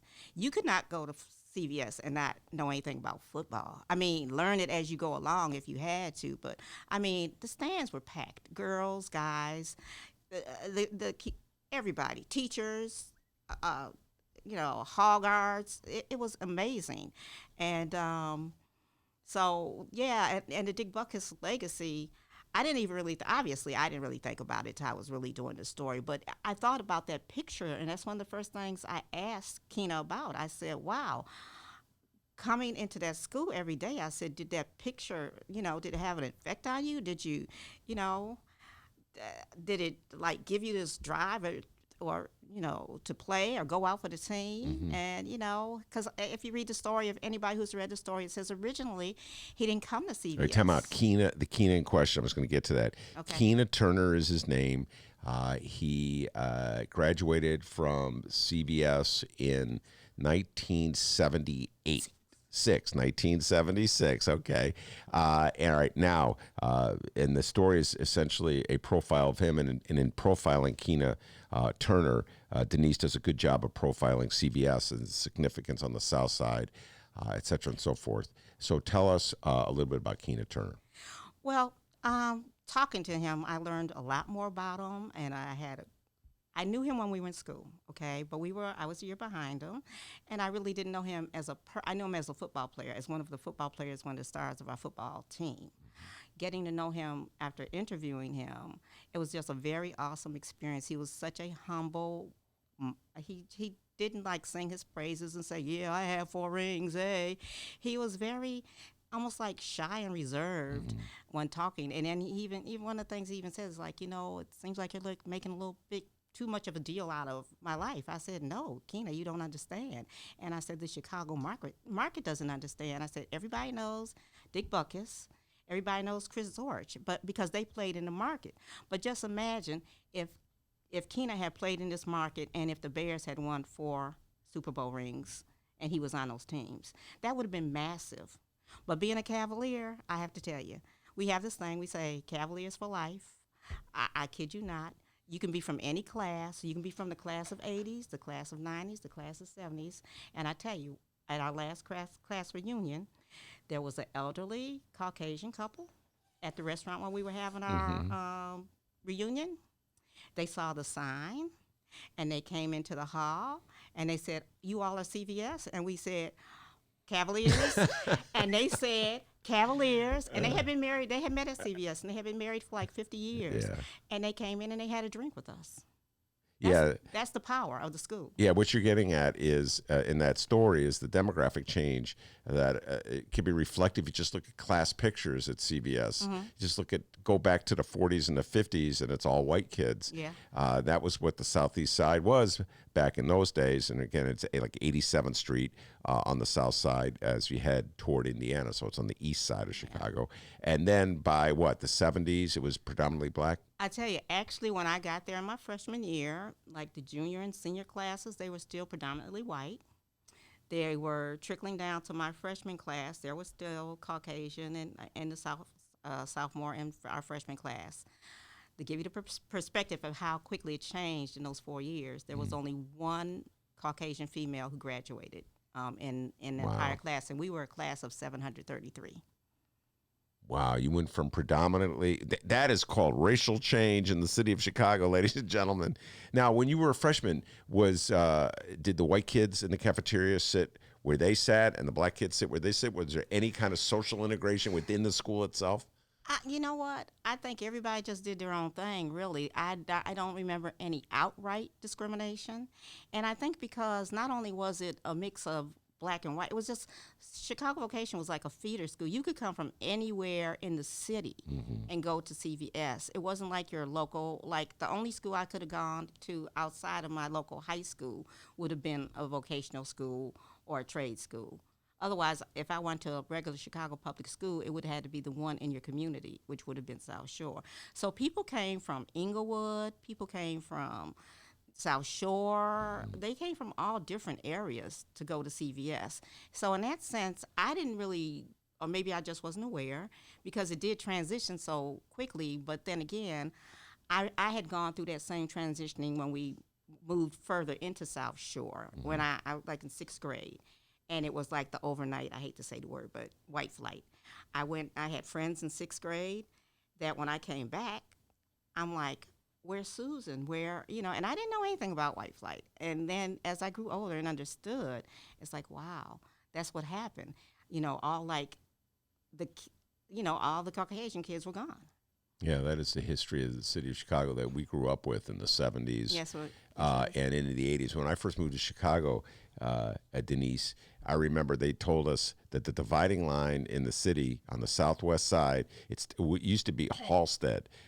So follow me in this. And black people lived on the east side of Halsted, and the white people lived on the west side of Halsted. And then I just watched that dividing line moved further and further west. And then it was Ashland, and then it was Western, and then, you know what I'm saying? And now it's like Kedzie or something. I don't know what it is now, what the official line is. Maybe those demarcations have lost some of their meaning now that we're in the 21st century. But I watched it in the 80s moved further and further west as these demographic changes, white people moving out. Yeah, you watched it and I lived it. I mean, even living on the South Shore and going like to stores like Spiegel's. Spiegel's warehouse used to be down in Bridgeport. And seriously, it was like, okay, we got to go do what we have to do, and then we got to be gone. Get out of Bridgeport. You know what? But that's so funny how much Bridgeport has changed. It has. But and thank God, because it was a serious thing. Yeah. You go to Evergreen Plaza at one point in time, which I don't even think that exists anymore, but over on 95th and Western. Yeah, 95th and Western. And it was like, okay, you got to go in, do your shopping. Don't sit down in the Walgreens or the little wags, as they were called there, the little eating places within Walgreens. And, you just did your shopping and you had to go. Yeah, no, Evergreen Plaza was a shopping mall in Evergreen Park just across the border from Chicago. And so many black people from Chicago went there to shop. And I would tell them, I go, you realize that's an all white, you're giving your tax dollars to this all white suburb, but where there's no other place to shop, they would say on the far south side. So strange. It's just race relations in the city of Chicago, Denise. Now, something else about Keena Turner that I liked about this great football player, went to CVS, went on to the San Francisco 49ers, played for Purdue, 4 Super Bowl rings, good friend of Joe Montana, superstar, still works for the 49ers, et cetera, et cetera. He's still lamenting. I can't believe it. Keena, you got to get over this. He's still lamenting that when he was a high school kid at CVS, they lost to Brother Rice in the Prep Bowl, and he didn't win the Prep Bowl. He never won. They were shut. They still haven't scored a touchdown in either of those 2 games. They played Brother Rice, and what was the other Catholic? St. Lawrence. So this is the significance of the Prep Bowl that's kind of lost to time. Yeah. The number 1 Catholic school in the city would do battle with the number 1 public school in the city at a big game at Soldier Field around Thanksgiving. And the Catholic schools, I was always rooting for the public schools, but the Catholic schools would always win, Denise. I do have to say, we did take it the year after Keena graduated. Is we that won right? the city title against St. Rita. You mean yes. you won the Prep Bowl against St. Rita? Yeah, the Prep Bowl, yes. We won the Prep Bowl in 70, that would be 76, against St. Rita. Well, that's what he's mad about. He couldn't go anywhere without some CVS grad going, Keena, once you left, we won. Right.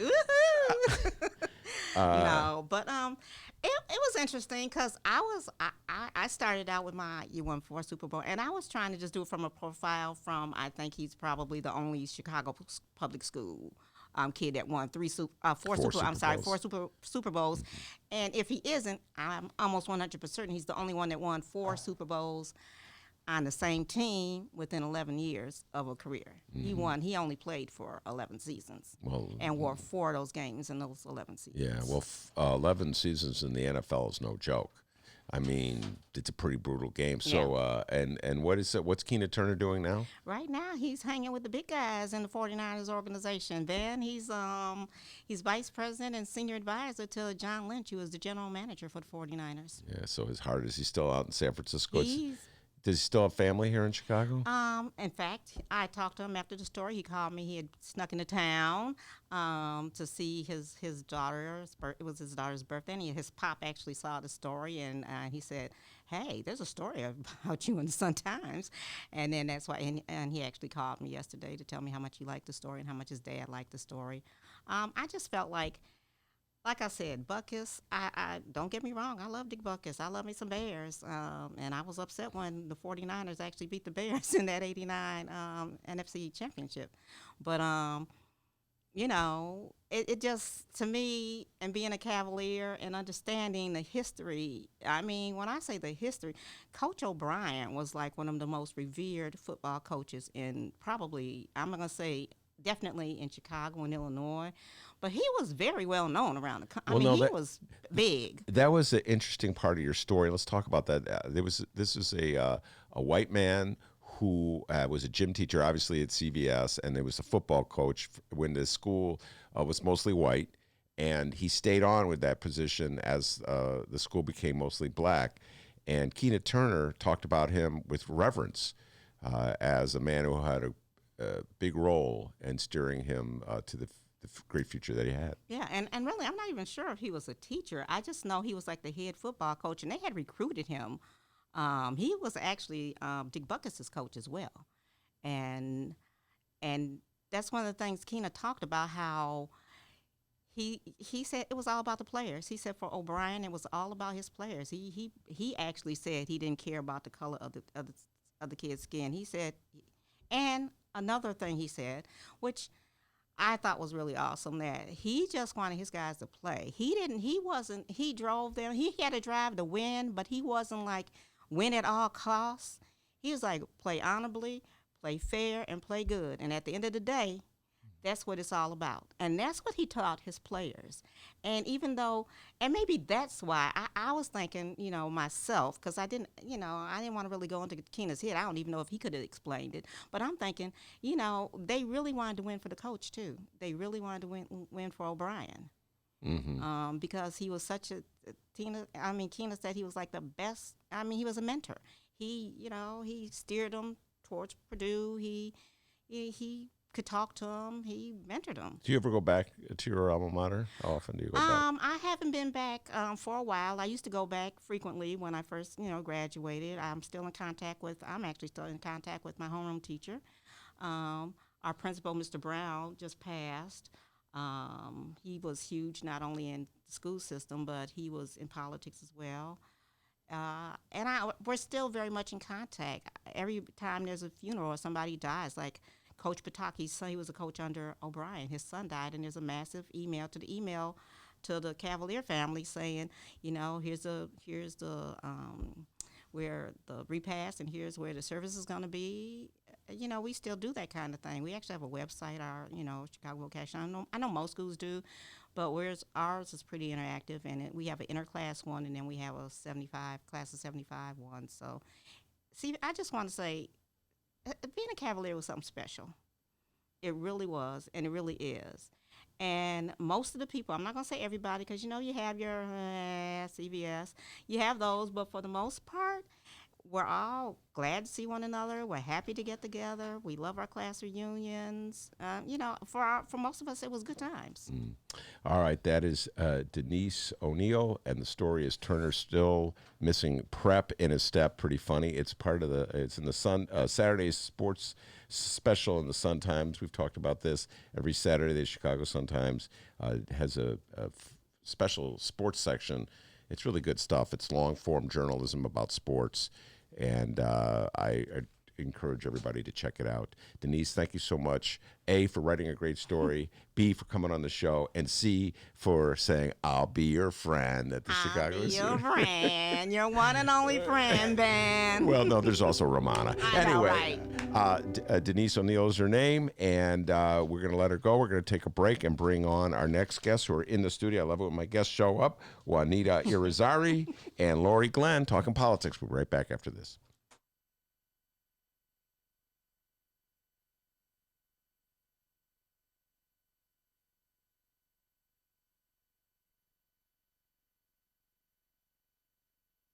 And for the record, I love puppies.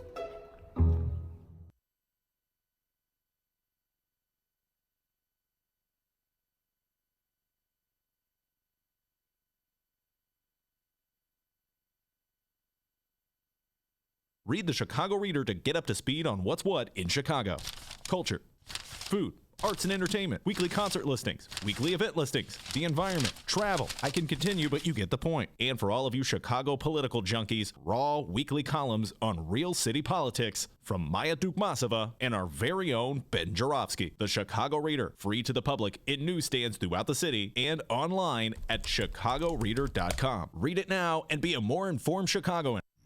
The Ben Joravsky Show is supported by Northwestern University's part-time master's program in literature and liberal studies. Students learn from dynamic and diverse faculty as they build advanced skills for critical analysis, writing, and research. Evening classes are held on Northwestern's Evanston and Chicago campuses. The spring quarter application deadline is January 15th. Learn more at sps.northwestern.edu/masters. What are the stakes at this stage of the campaign? Because we're still 16 months away from the election. We're still 6 months away from the first primary. What do you think of having debates this early? Is it a good idea? Yeah, I think, first of all, like, take a look at Joe Biden. I think the debates are going to make him a better candidate. And if not, he's not going to be the nominee. But I do think the Now, why do you think that? Because he'll build up a callus? Because he's getting slapped around out there. But he has got... Well, here's the way like, they slather him with blood and they throw him into a pit of piranhas out there. Yeah. I'm not saying that he can't hold his own. What I'm saying is that they are going for him hard. Here's the thing you got to know. Yeah, they are. But that's good for Joe because he has to prove he can take it because it's not like Trump's going to go easy on you. Mm-hmm. And the second is, if you can't handle the campaign, trust me, it's not like it gets easier in the Oval Office. Mm-hmm. Okay, so how you campaign is how you govern? Now, if you can't handle the campaign, there's a best preparation because that in the Oval Office, it is all incoming 24/7. I mean, Kennedy had this great quote, when you're president, you have to choose between bad and worse. You got to be able to take it constantly. It's coming at you at every way. You got to have really an excellent chief of staff. Really good chief of staff. That's number one, okay?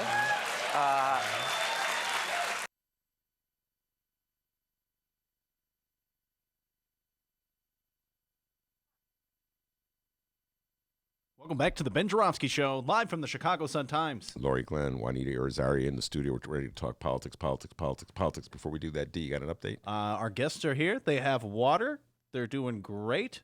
Follow us online at Benny J Show, BENNY, the letter J Show, both Twitter and Facebook. Be great to have you as friends. All right, thank you for that update. Juanita and Laurie were guests. We did well, Laurie's been on the show like 5 times. I think Laurie owns the show. But we had the two of you together, I think it was about 2 months ago. It was like, Ben, you're too hard on Mayor Lightfoot. And you guys came in with more or less telling me not to be so critical, give her some time, etc., and so forth. And you were such a great combination, a 1-2 punch that we're bringing you back as a dynamic duo. Awesome. Okay. Glad to be here.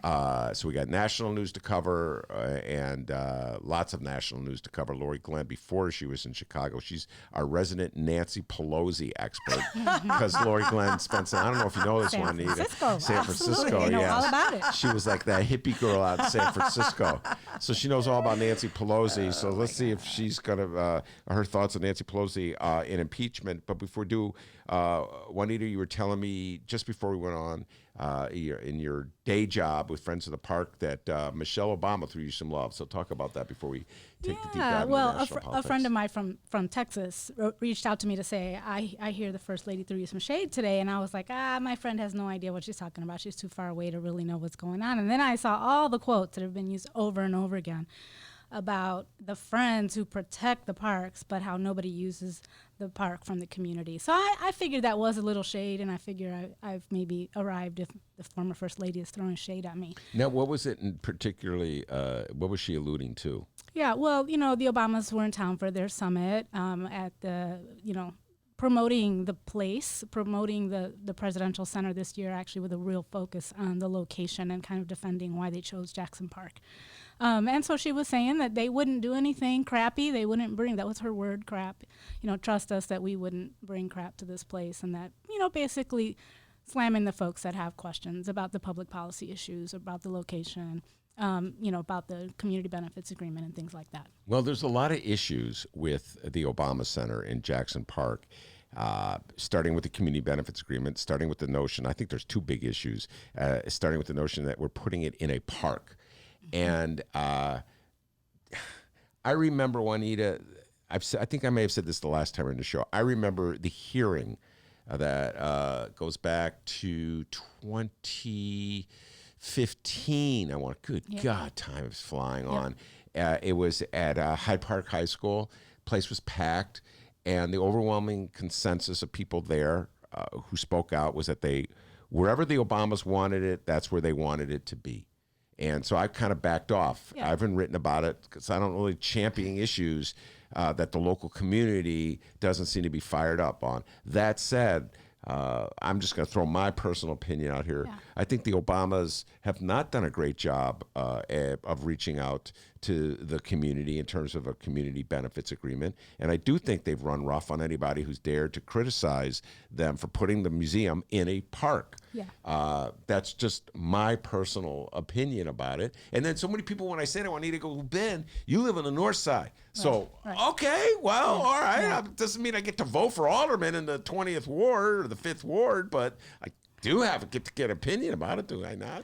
Yeah, I mean, it's a really complicated issue, and I personally attend a lot of meetings down in the community around Jackson Park, and we actually have a pretty deep base, board members, longtime members of Friends of the Parks, many who actually walked the streets with Barack Obama when he first ran for office, and who are actually quite confused because they don't recognize the Obama that they see coming back and wanting to just impose upon the community the location decision. Rather than being more engaged in conversation. And Barack Obama had come to Friends of the Parks back when he was an organizer asking for help to expand green space on the south side. So people just look at me with this confusion, and so many folks have said to me, Juanita, you just need to talk to the Obamas directly because this isn't really them, this is their handlers. But both Michelle and Barack's comments, with all due respect to them, on the other day while they were in town, make it very clear that they are very personally invested in the location decision. And, we all want this in Chicago. We all want it on the south side. I just think there are folks who think the same impact could have been brought while using vacant land, and there are folks who definitely are concerned about gentrification, which I know very well in my own community in Humboldt Park.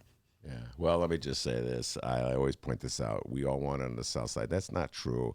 I supported putting it on the west side. Of course, I was crushed. Yeah. But I always point that out. Yeah. But he is from the south side, and so is Michelle, so that's good. But there is actually, this he is from Hawaii. Yes, okay. We can go on I and on thought about he that. was from Africa. Yeah, He yeah. is. Oh, no, that's Donald Trump. No, but actually there is this really large empty parcel of There's land. 11 acres of vacant land across the street from Washington Park. So, we think that could have really done a Been good an thing for that incredible- corner and could have enhanced Washington Park. And happy to take anyone down there because actually it's also right near It's right by the L station. the L station, and it's just a perfect location for a perfect library for a former president who is a community organizer. And also let us talk about a community benefits agreement regardless of location, and our former president, who was a former organizer for a short period of time, knows that a CBA he is not. A CBA is a written document, an agreement between an institution, which is what this museum and library would be, and the community. And there was no reason to not have a CBA. There's just no reason not to. And it's not that the community is being distrustful. It's actually about just having a letter of agreement that in any business transaction, and building that museum is a massive business transaction that we all want in Chicago.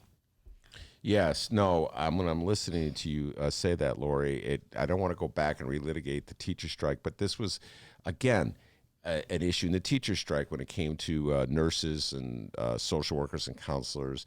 The union was insisting that it would be put in a contract, it would be a contractual obligation. And there has been a long history in the city of Chicago of the powers that be in the city not wanting to make a commitment, a direct commitment to ordinary human beings. Let's just put it that way. People who don't have the same standing as, let's say, the University of Chicago. The University of Chicago and the city of Chicago and the Obama Center Library will have an agreement, a written agreement that sets out the rights that each institution has over that parcel of land. Guarantee you that. But apparently those But that the right, citizens, the community. ordinary citizens, who pay the taxes, et cetera, and so forth, don't have those rights. That's an old story here in the city of Chicago that goes back many, many years. And Juanita, I know we're here I'm going to move on and get Laurie talking, but just seeing it, you have to address this issue because there's this counterpunch against Friends of the Park that I've watched goes back many years. Whenever Friends of the Park weighs in on an issue to protect park space or to preserve park space, the first reaction, more often than not, they're elitists, they're white, they're North Siders, they don't belong here, and so shut up and go away. This is such a classic Chicago reaction to anything. So deal with that. Yeah, thank you so much. That's one of the things that breaks my heart in the current debate is that this has become, again, such a racialized issue when it doesn't have to be that. Friends of the Parks is often confused these days with Protect Our Parks, which is the group that's actually suing over the Obama Center being in a park. But we still take the heat for it. But I figure people think we're so powerful and we do everything that keeps them scared. Okay. But the reality is, I'm a Puerto Rican girl from Humboldt Park who was brought in to run this organization. And when I walked into Friends of the Parks, though there's definitely been work to do there, we had an African-American director of policy. We had an African-American board chair of our policy committee. We didn't have any Latinos, and now we have some because they brought my leadership on board. But it's a bit of a, how is it that we believe the things that Rahm Emanuel uses his spin machine to do to kind of make this organization look like the racist, elitist, Chardonnay drinking folks that they called us, right? And if you believe the same mayor who brought us the Laquan McDonald cover-up, I just don't know what to do with that personally. That said, Friends of the Parks really is doing a lot of work to try to diversify our board further. We have a revised mission statement since then, which really centers equity, and we're really focused on mobilizing and equipping community to say what they think, and we might not always even agree, but we do think it's important that local communities speak into issues. Most recently, there's a thing the mayor's trying to do around opening up parks to put cell towers in the parks. We have freaked out about that. We hope other Chicagoans will freak out about that. But what we're asking the mayor's office to do is create a real process to engage around that.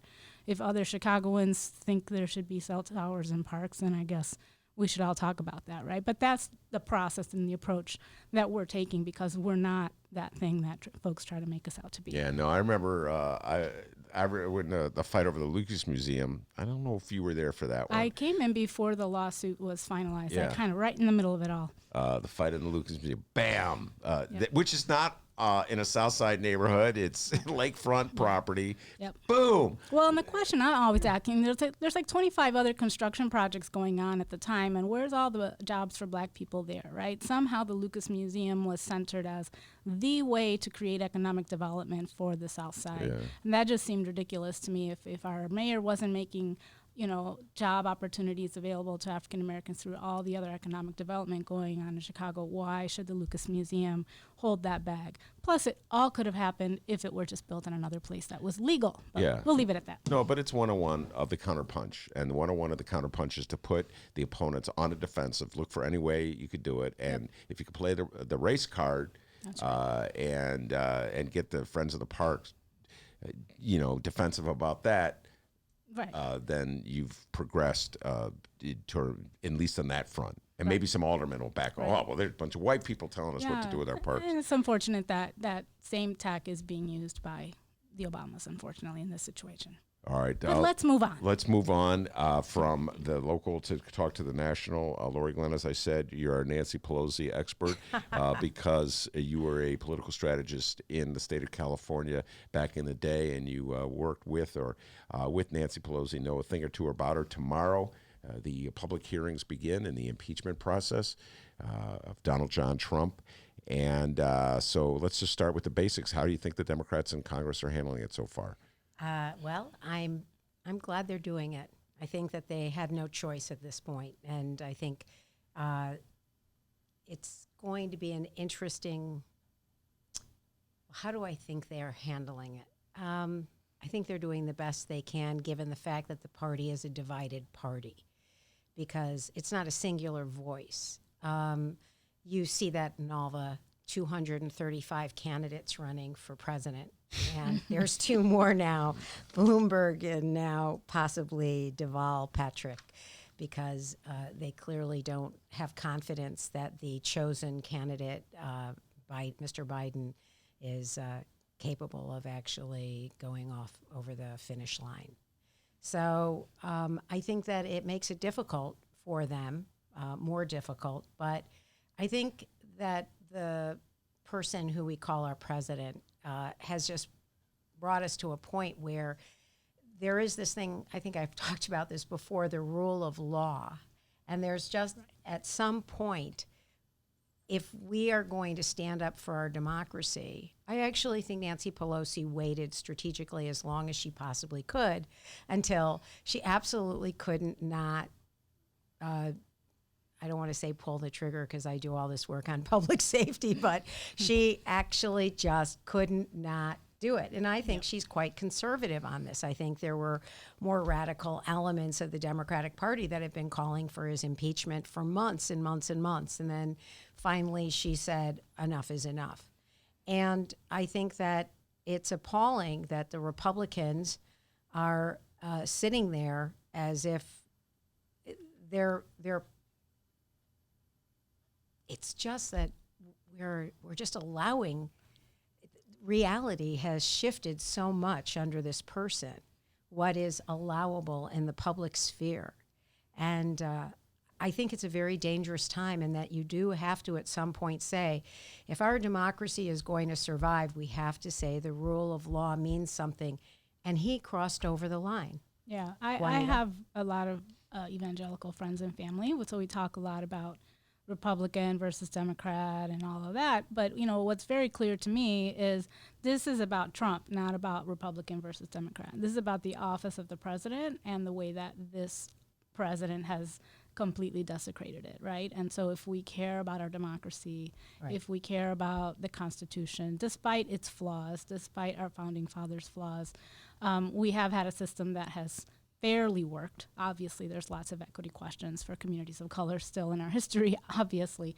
But we need to protect our democracy, and we cannot do that with a president who's run amok, yes. Well, to that point, Juanita, and I've been in bubble for a couple hours, but the last stories I read about this made it clear that the Republicans were going to vote as one on this issue. In other words, they were going to vote not to impeach, which presumably would lead to a vote in the Senate, if we ever get to that, to acquit him, Trump, of all charges.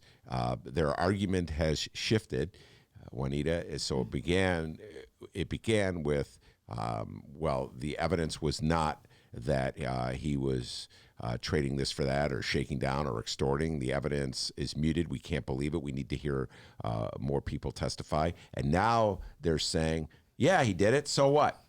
And I have great delight at this because I've been spending so much of the earlier the show talking about what's going on with Louis Arroyo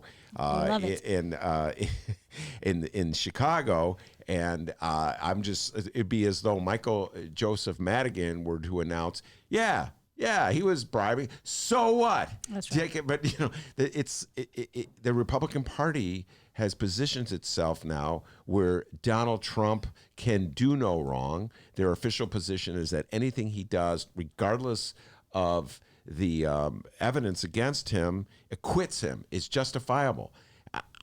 I mean, I think to their own detriment in the end. I think the American people are going to watch proceedings, are going to hear what's going on, and I think the majority of them are going to say the Republicans have sold out our country. I think that's where it will ultimately go, as scary as it may be, while we watch it all unfold. So I saw this movie, Jojo Rabbit, which I recommend everyone see. And have you seen it? No. Oh, you've got to With see the Hitler? it. And so there's this little boy whose imaginary friend, my imaginary friend was Ghosty. His imaginary friend was Hitler. And his mother, Scarlett Johansson, what a lucky boy, was hiding a young woman, a young girl, a teenager up in the attic or in the wall of the bedroom of his deceased sister. But what was really, and it's a brilliantly done film, but it starts out with the Beatles having one of their great early sort of songs, but the footage is not of the Beatles being, mobbed by girls and, boys and everyone swooning. It's for Hitler. And so they have a whole montage of Hitler, and we forget how charismatic Hitler was for the German people.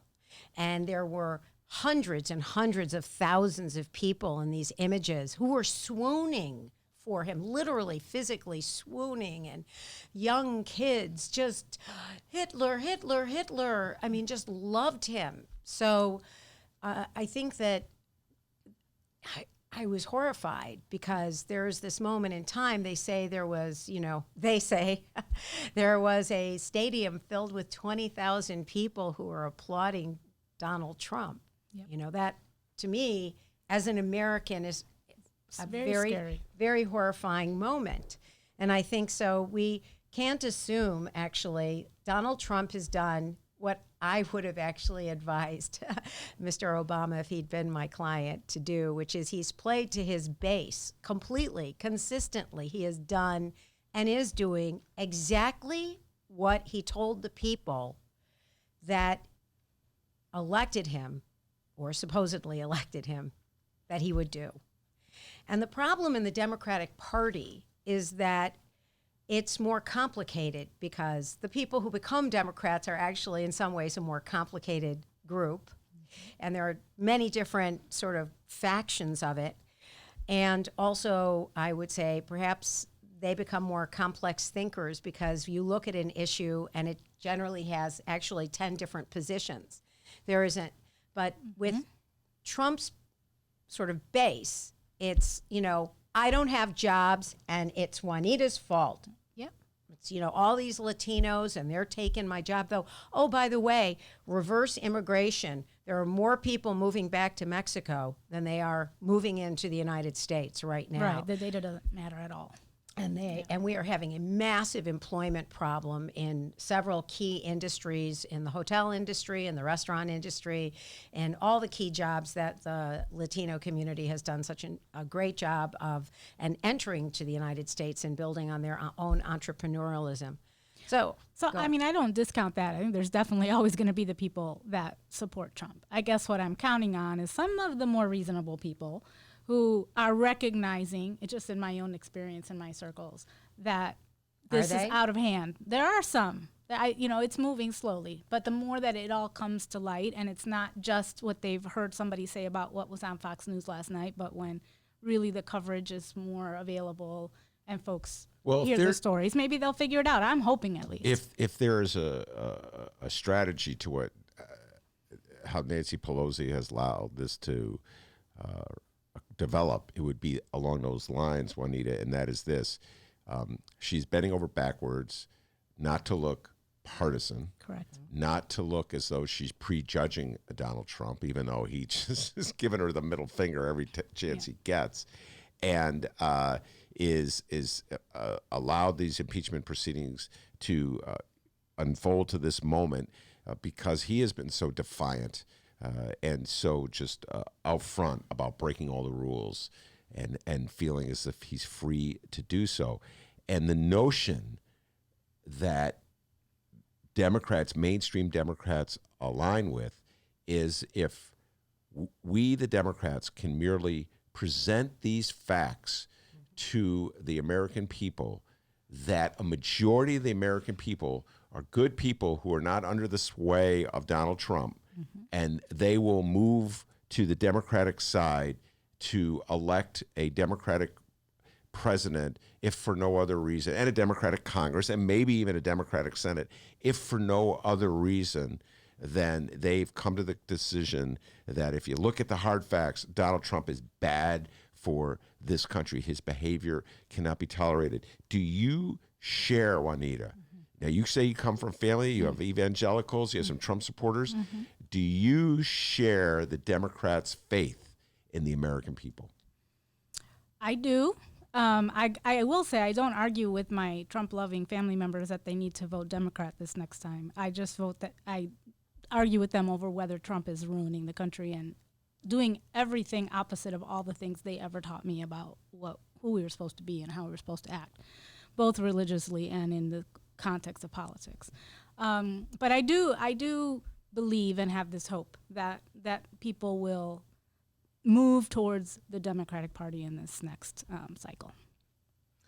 Well, we have seen this last week in a very positive moment that Kentucky decided it would be Democratic have a Democratic governor, and we saw Virginia take back both houses to become Democratic. So that must have been a little scary for the Republicans to see in the heartland. And also, Mr. Trump did make this basically, I'm here and this is a vote on me. So they voted against you. You know, particularly in Kentucky. In Kentucky, because he did fill that 20,000. I'm still wondering, were those real people or were they filled in? I'm just not quite sure. Yeah. So I do think that in the end, good will prevail, as some Facebook post had it. We're 2 for 2. We did win World War II. We got rid of, we have won some battles against fascism and the dark forces of evil. And one can hope that we can find a candidate that will galvanize the American public's imagination. Well, let's get to that. Is there any, when you look at the Democratic process, it's baffling, Laurie. You alluded to this. I mean, here we are. We've had, I forget how many debates. We've dutifully covered them here on this show. We've had analysis, people going through Elizabeth Warren, Bernie Sanders, Joe Biden, Amy Klobuchar, Cory Booker, Pete Buttigieg, going down the list of people. They've been in the race now for 6 months, 7 months. They've been to debates. They're all over Iowa. They're going to New Hampshire. And all of a sudden, Mike Bloomberg, the former mayor of New York City, and now Patrick Deval, the former governor of Massachusetts, have take a look at this process and said, forget that. We're just going to jump in the race. And the notion that they're following up on is that Democrats are dissatisfied with the candidates that they have and are looking for somebody else. And so the whole process, we're just supposed to ignore the 7 months that just went down. I think I'm the baffled by centrists it. are freaking out. It's not that all of Democratic, right. candidates are not doing well. It's that the neoliberals are concerned that it's not going their way.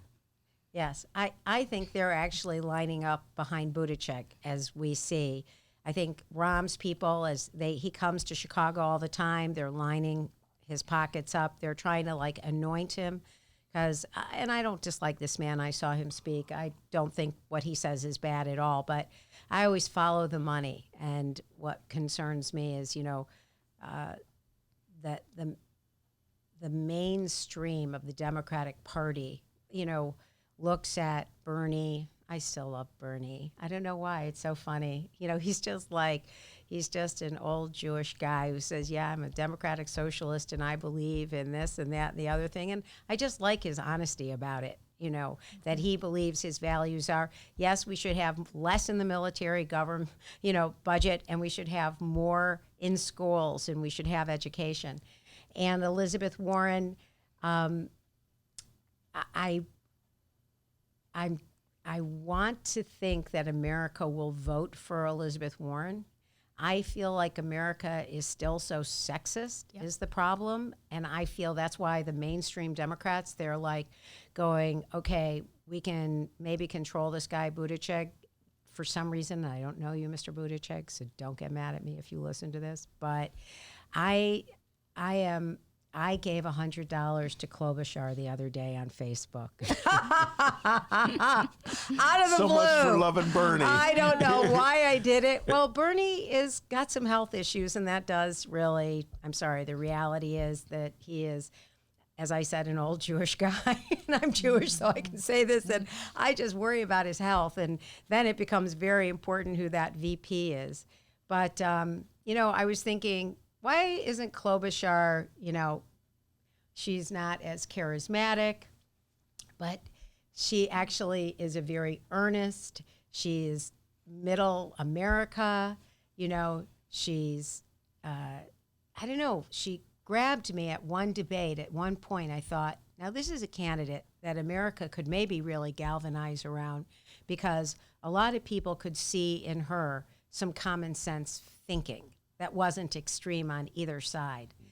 But I don't think none of them are tracking. The fact is that we're still deeply fragmented and confused, and that no one has emerged, and Biden is going down. Well, speaking of Biden, I heard him speak when I was in Boston for grad school, back when he was running for president a long time ago. And he said a lot of things in a sort of private, public space that made me think, I'm never going to vote for that guy. So that's how I feel about Biden. The other thing that comes to mind, the last time around, I was in the middle of buying a house, and our real estate guy was Palestinian, and he said, Bernie Sanders is a good guy if this Palestinian is going to vote for that Jew, and right. That was really meaningful to me, and I still hold that pretty deeply. So, I've been thinking about this a lot. I just wrote a column about this for the readers. It hasn't come out yet, and I was slow to criticize. I'm always slow to criticize the mainstream media. But as I get older, I do it more and more, Juanita. But it seems to me, and all my Bernie bro friends are going to be laughing. It'd be about time you said this, Ben. But it seems to me there's definitely a bias against Bernie Sanders. Yeah. And let's put aside the health issues and the age issues. But it's like when a poll comes out, the New York Times just had this poll that showed Bernie ahead of Trump and all the swing states, Wisconsin, Michigan, and they go, well, those are just registered voters. They don't count. We need to look at likely voters. And I'm thinking, well, if the registered voters, the people who are eligible to vote, are saying that they want Bernie Sanders, they're probably going to turn out to vote if Bernie is the nominee. Well, that's the whole point. And so that's it's like right. You want to dismiss those people and their opinions because they're not for a candidate that you support. Yeah. What do you think about that? I think there's obvious bias. I think it's incredibly problematic. And we're seeing that, when my family will talk about, there's all that bias on MSNBC or whatever, I try not to dismiss it. Obviously, I do say, well, let's compare that to Fox News. But we do have a problem that we don't have real truth in reporting, and that's a big problem all around. We could start talking about Facebook and all these other ways in which we are bombarded with untruth in this political cycle, and it's, again, a problem for our democracy, I think. Well, I think we do have to look at, though, what happened in Kentucky and what happened in Virginia. And what I'd like to know is what was the ground game like in there.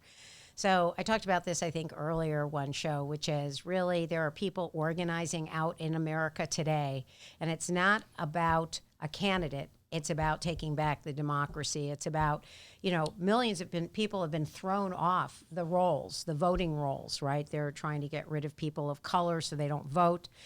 There are some people trying to stop that. There are people who are actually doing community organizing and door-to-door electoral organizing to engage people on the ground. So in some ways, I look for that, like how strong a ground game. I think a ground game is really important, and that is what will engage people to turn out to vote. But that's something the Democratic Party has to really invest in. That's right. I do think whether it's Bernie or whether it's Elizabeth Warren, I look at things I see on my Facebook feed about Wisconsin and all of these farmers who are having to declare bankruptcy. Or commit suicide. Yeah, there are these folks that we might not have thought as part of the Democratic base who I do think are not going to pick a centrist candidate, and they do see someone like a Bernie Sanders or an Elizabeth Warren maybe actually speaking to their issues. So whichever of those folks it is, despite the bias that we've just talked about, I do think that ground game and not writing off voters like that is very important in this race. Well, do you you mentioned it you this impulse you had and you sent out $100 to Amy Klobuchar, which caught me off guard. I know. What was I thinking? I don't know. I what was you were really thinking on that quite one. confused after that, but I just wanted to sort of say, so she is middle America. So to the Democratic Party, you want middle America? Well, go get someone who represents them, who's not, a great beauty or really brilliant or really, has a designer suit on or has everything, but she's just a woman who went into politics because some things happened to some of her friends and she got engaged, and I'd like them to have some common sense so that people who aren't as left or right or whatever can come in and say, yeah, that makes sense to me. Even if you're going to talk about school or education, if you're going to talk about healthcare. And I've been really hit hard with healthcare. So, but you got to make it so that people who aren't involved in the game, like we're involved in the game, Right. that they can feel this and go, yeah, I trust that person. I think that person's going to do a good job. Well, okay, you're talking about two separate things here. One is a vibration that a person puts out that wins people over, a charisma or a sense of competence or a sense of compassion. And so that Barack Obama is the epitome of that. Barack Obama, 2008, somebody in this room is rolling her eyes at the mention, but you got to recognize this. Barack Obama emanated in 2008. Why did you roll your eyes? Yeah, it was not me. I was thinking about the party I had at my house when Barack Obama won. Yes. Yeah, certain people who were rolling their eyes were doing cartwheels in 2008 when Barack Obama was elected president. Oh, no. Okay, all right, maybe not. All right. So, but he did inspire people and gave them a sense of compassion and hope, et cetera, and so forth. And there's that. And then there's what Bernie represents, which is something very specific. I believe in X, Y, Z. And he's very concrete and he's very forceful, and you know absolutely what he stands for. And it seems to me. And I love that. And I love it too. I voted for him in 2016. And it seems to me the Democratic Party, well, everybody in this room voted for Bernie Sanders in 2016. It seems to me the Democratic Party, the great majority of the Democratic Party, the people who run the party, do not want to have a candidate who... Because he's uncontrollable. He is not controllable by the money, guys. Look you've always got to follow the money. And where is Wall Street putting their money? Where are the big donors? Where are the big fat cats, so to speak, putting their money? And I'm telling you, that's where the Democratic Party is going. And they're not going to go for Bernie because Bernie's track record is basically F you. I don't really care. I didn't say it. I just kind of intoned it. You could say it's a podcast. The last time you were on, you dropped a few of them. I did not. That was a few back. Oh, a few back. Okay. She's getting better. I know. I'm really trying. But on that note, people in the party, they want somebody who can play by the rules. Well, but it's so frustrating for me because I see the Democrats say there's so many different things that they're saying. And one of them is this thing that we're spending a lot of time talking about Obama. And Obama was chastising Democrats. Yes. This quote about being woke and being critical of calling out people if they don't follow you every step of the way. And that's the problem with Democrats, and we've alienated... Okay, boomer. I agree with that if only he applied that in the case of the Obama Foundation and their Obama Presidential Center work. So Don't get me started. Well, yeah. No, I think that's ultimately what he was saying. Because he was being criticized by people, I don't think it was a coincidence, Juanita, that the South Side was stepping up its pressure on a community benefit agreement. And all of a sudden, out of nowhere, Barack Obama is saying, you Democrats, that's why you can't win an election. Yeah. He's trying to tell people, not to do this call-out culture thing because he's getting called out. Yeah. Right. No, Democrats do not like it. I know this because I've been writing about Democrats and power in the city of Chicago forever. When ordinary people step up and make demands, they don't like it. People in power do not like to concede what they have without a struggle. We all know that. Yep. And that's what's happening with Bernie. And I read these articles where the mainstream Democrats, their attitude is, we can win over middle America by just being nice. No, you really can't. No, that's really, no, I mean, what you really need to do is you have to have a point of view. And we know that Bernie has a specific point of view. And people need jobs. I mean, you can be nice all day, but unless people feel that their economic needs are being addressed, the nice part doesn't really matter. So I think we have to get to that. And Bernie is addressing the economic challenges that so many of us feel, while some folks thought they were going to get that addressed through Trump. Now they're realizing that better economy is not for them. Maybe they will switch over to Bernie. But the nice part is that's not important. All right, now let me throw out a candidate who has emerged in the last week, which caught me off guard, and get each of you's response to this. The former mayor of New York City announced, I think it was Friday or Saturday, I've lost track of time, that he was going to file petitions to run in the Alabama Democratic primary. I guess he's figured out a strategy that enables him to avoid New Hampshire and Iowa like all the rest of them. He's going to just jump right into Alabama. Why he thinks anybody in Alabama is going to vote for him, that's a whole other story. Michael Bloomberg, he was once a Democrat, then he was a Republican, now he guess he's an independent, and he thinks he's the person best positioned to represent the Democratic Party against Donald John Trump. Your thoughts on that, Juanita? He needs to go away. That's all I have to say. Go ahead, Laurie. I just, first of all, as a Jew in Alabama, I'm from New York. It's kind of like, seriously, that's the first place that you're going to start. Again, I am a Jew from Chicago. I think that, he obviously, the polling is showing that Biden's going down. And so people in the Democratic Party are freaking out, obviously, and they're trying to find somebody that they think that the middle ground will coalesce around.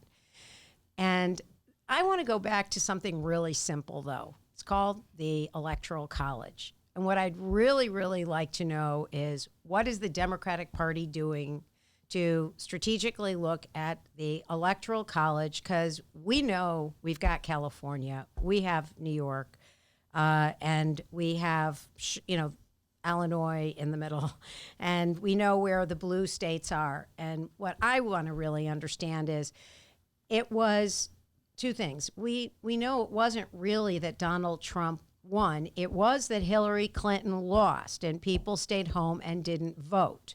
All right? They were not galvanized by her candidacy. Like her, don't like her. And personally, I thought Hillary was going to make a great president. I was looking forward to her becoming president. I thought that I wore my little white jacket. Did you? Were you doing that? I was nervous for some reason, but I wore both the little white jacket. Both of you voted for Bernie in the primary, but you thought that you were big fans of Hillary. Well, I sure wanted Hillary over Trump.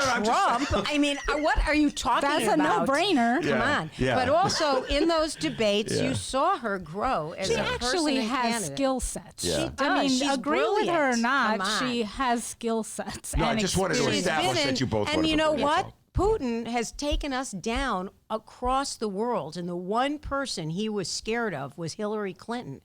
And he's undone the Western world from Syria to the United States. And look at Brexit and everything. It's really frightening. So yes, I would have rather have had Hillary Clinton. But the reality is that the presidential election is almost like high school writ large. It is. And so you got to figure out, we know that whoever ever is the Democratic candidate is going to win in these blue states. But what I want to know is what is the ground game and how are we going to win in Wisconsin, Michigan, Ohio, and whatever the other swing states were that went for Barack Obama and they didn't go for Hillary Clinton and they sat home and they didn't vote. All right, that's something to pick up on the next time you're on the show. And also, I'm going to throw out at you to think about this. Texas. If we're going to stick with the Electoral College, go for Texas as well. Before I let you go, any things you want to tell people about that they should know about? Either one of you. Laurie, starting with you. Well, I've been doing a lot of work, as we, about public safety and anti-violence, working with the Partnership for Safe and Peaceful Communities. I want to give a shout out to Communities Partnering for Peace, as well as CRED and Ready Chicago, who are these on-the-ground organizations that are really working in the most challenged communities to transform how outreach work is done and providing employment and wraparound services in the communities hardest hit. And there was an incredible story that Darcel Rocket wrote in the Chicago Tribune on that is online about the Peace Academy, which is an incredible place that's training people on how to professionalize outreach workers in Chicago communities. And I want to urge Mayor Lightfoot to support, and this is me as an individual person, not representing any client whatsoever, but there's a $50 million ordinance out there in the world to fund anti-violence on the ground peace initiatives for Chicago, because we cannot police our way out of the problem. We have to have people engaged in their own communities fighting for public safety. Go team. Okay. And I'll just say Friends of the Parks got one of these Safe and Peaceful Communities grants, actually 2 of them, which we are passing through to park advisory councils. Actually, we provide fiscal agency services to a lot of those groups, and we see them as super important in this, struggle to have safe communities and to have people involved in democracy. And a lot of times you can't vote because you're not documented or because of whatever reasons, but you can be involved in your park advisory council and other community organizing. So we're all about that. All right, very good. Juanita Irizarry, Laurie Glenn, thank you so much for coming on. And I also want to thank Denise O'Neill, our guest earlier in the show, and Maya Dukmasova at the start of the show. And, of course, the man, the myth, the legend behind the board, the pride and joy of Alton, Illinois. And as Laurie and Juanita can tell you, back home in Alton, they call him White Lightning. Give yourself a raise, take it out of petty cash. See you tomorrow, everybody. My name's Dennis. All right, everybody, remember you can download previous Ben Joravsky shows and Benny J bonus interviews at both Chicago Sun-Times and Chicago Reader websites, chicago.suntimes.com, chicagoreader.com, and wherever else you download podcasts. And downloaders, we live stream this program Tuesdays through Fridays, 1 until 3 p.m. Central Time or 3:30. We like to go over sometimes. It's fine. It's a podcast. We could do that. But join us at the same websites, chicagoreader.com, chicago.suntimes.com, and the Chicago Sun-Times YouTube channel. Find us on Facebook at Benny J Show, BENNY, the letter J Show, also on Twitter, and The Ben Joravsky Show on Instagram.